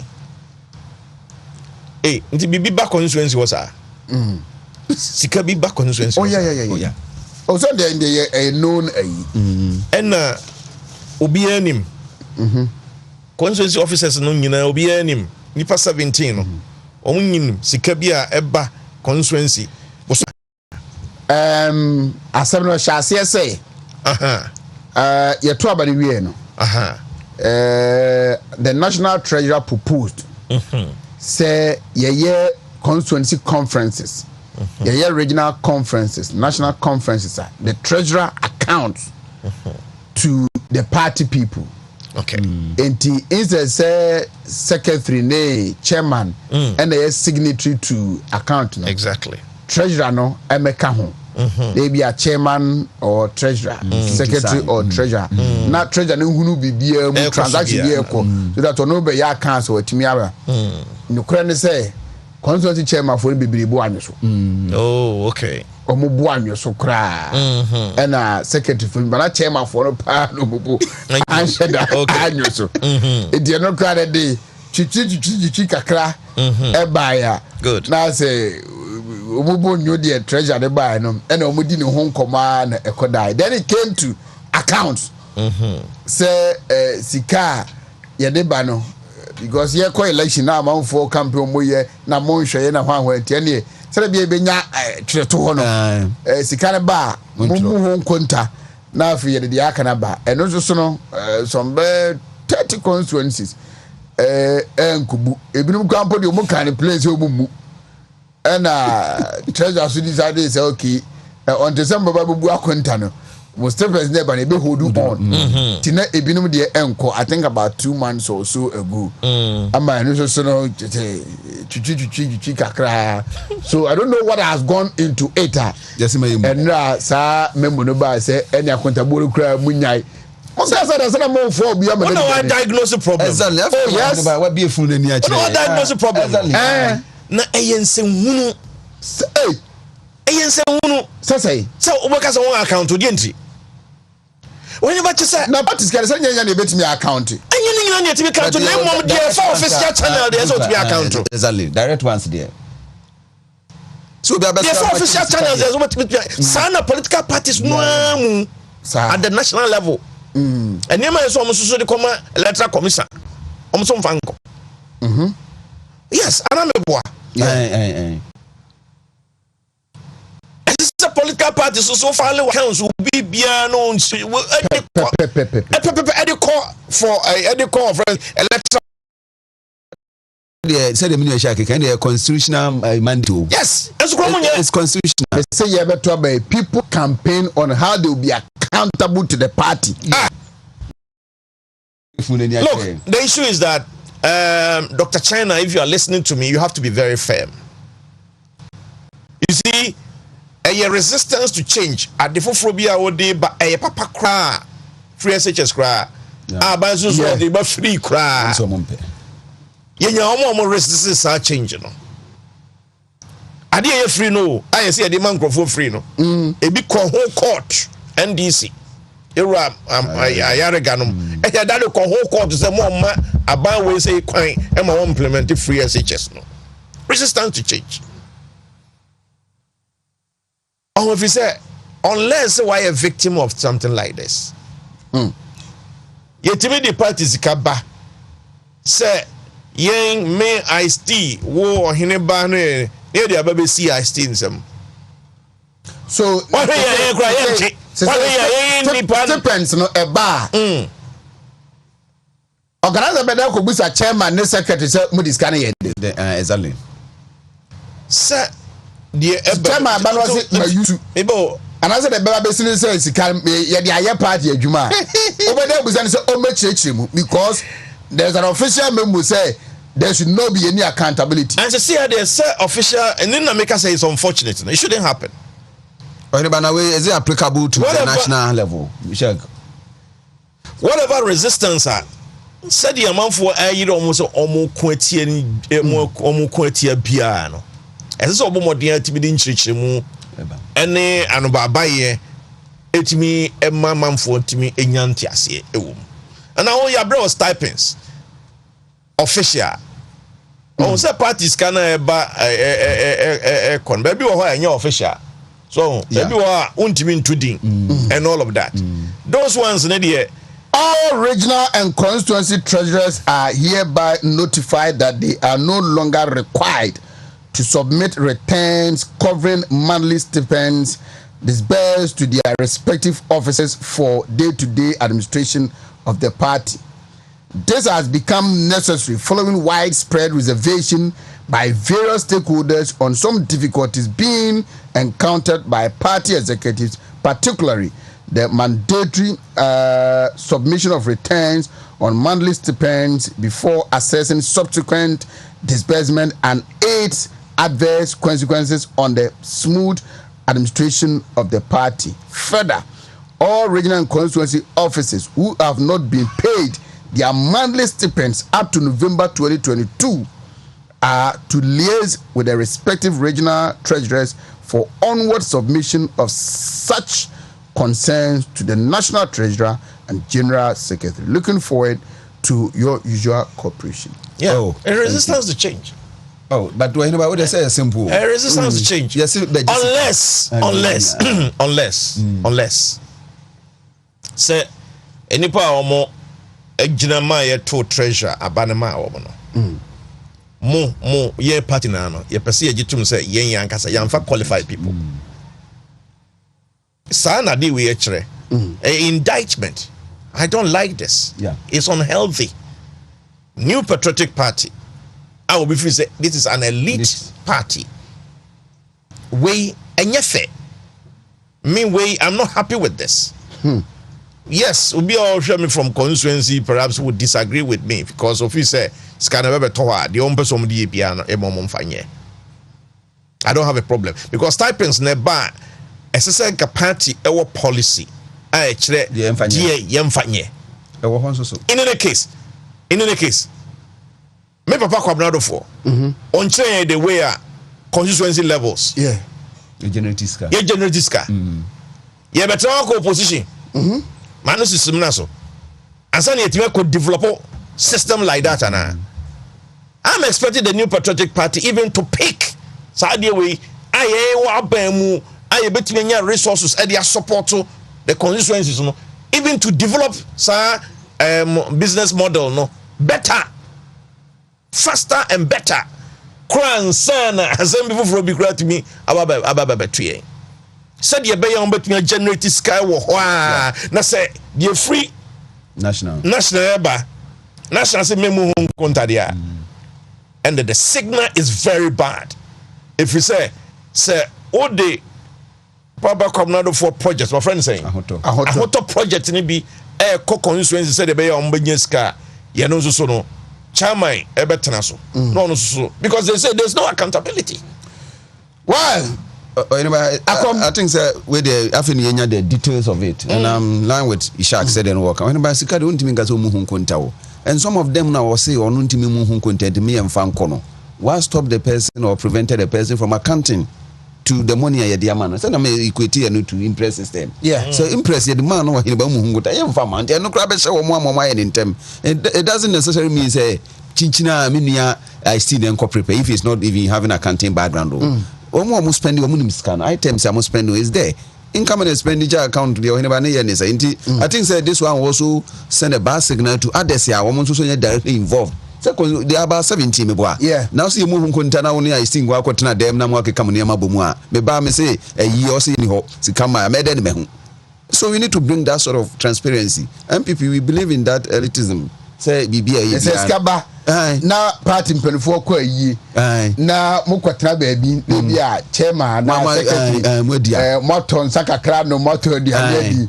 na adechi muko bisa diska no say na mudi ye na muko di no I think this system they need to look at it when ba esa mo ya faisia na ya sorry nyame adme tena ye beba abeto so afia foruwa boafo ewa gehok ono any the brain behind and one more festival afia foruwa boafo and also birthday so afia happy birthday to you na yefesia na yensori nkonkwaji ahome majuma aba abeto so echira we will be back.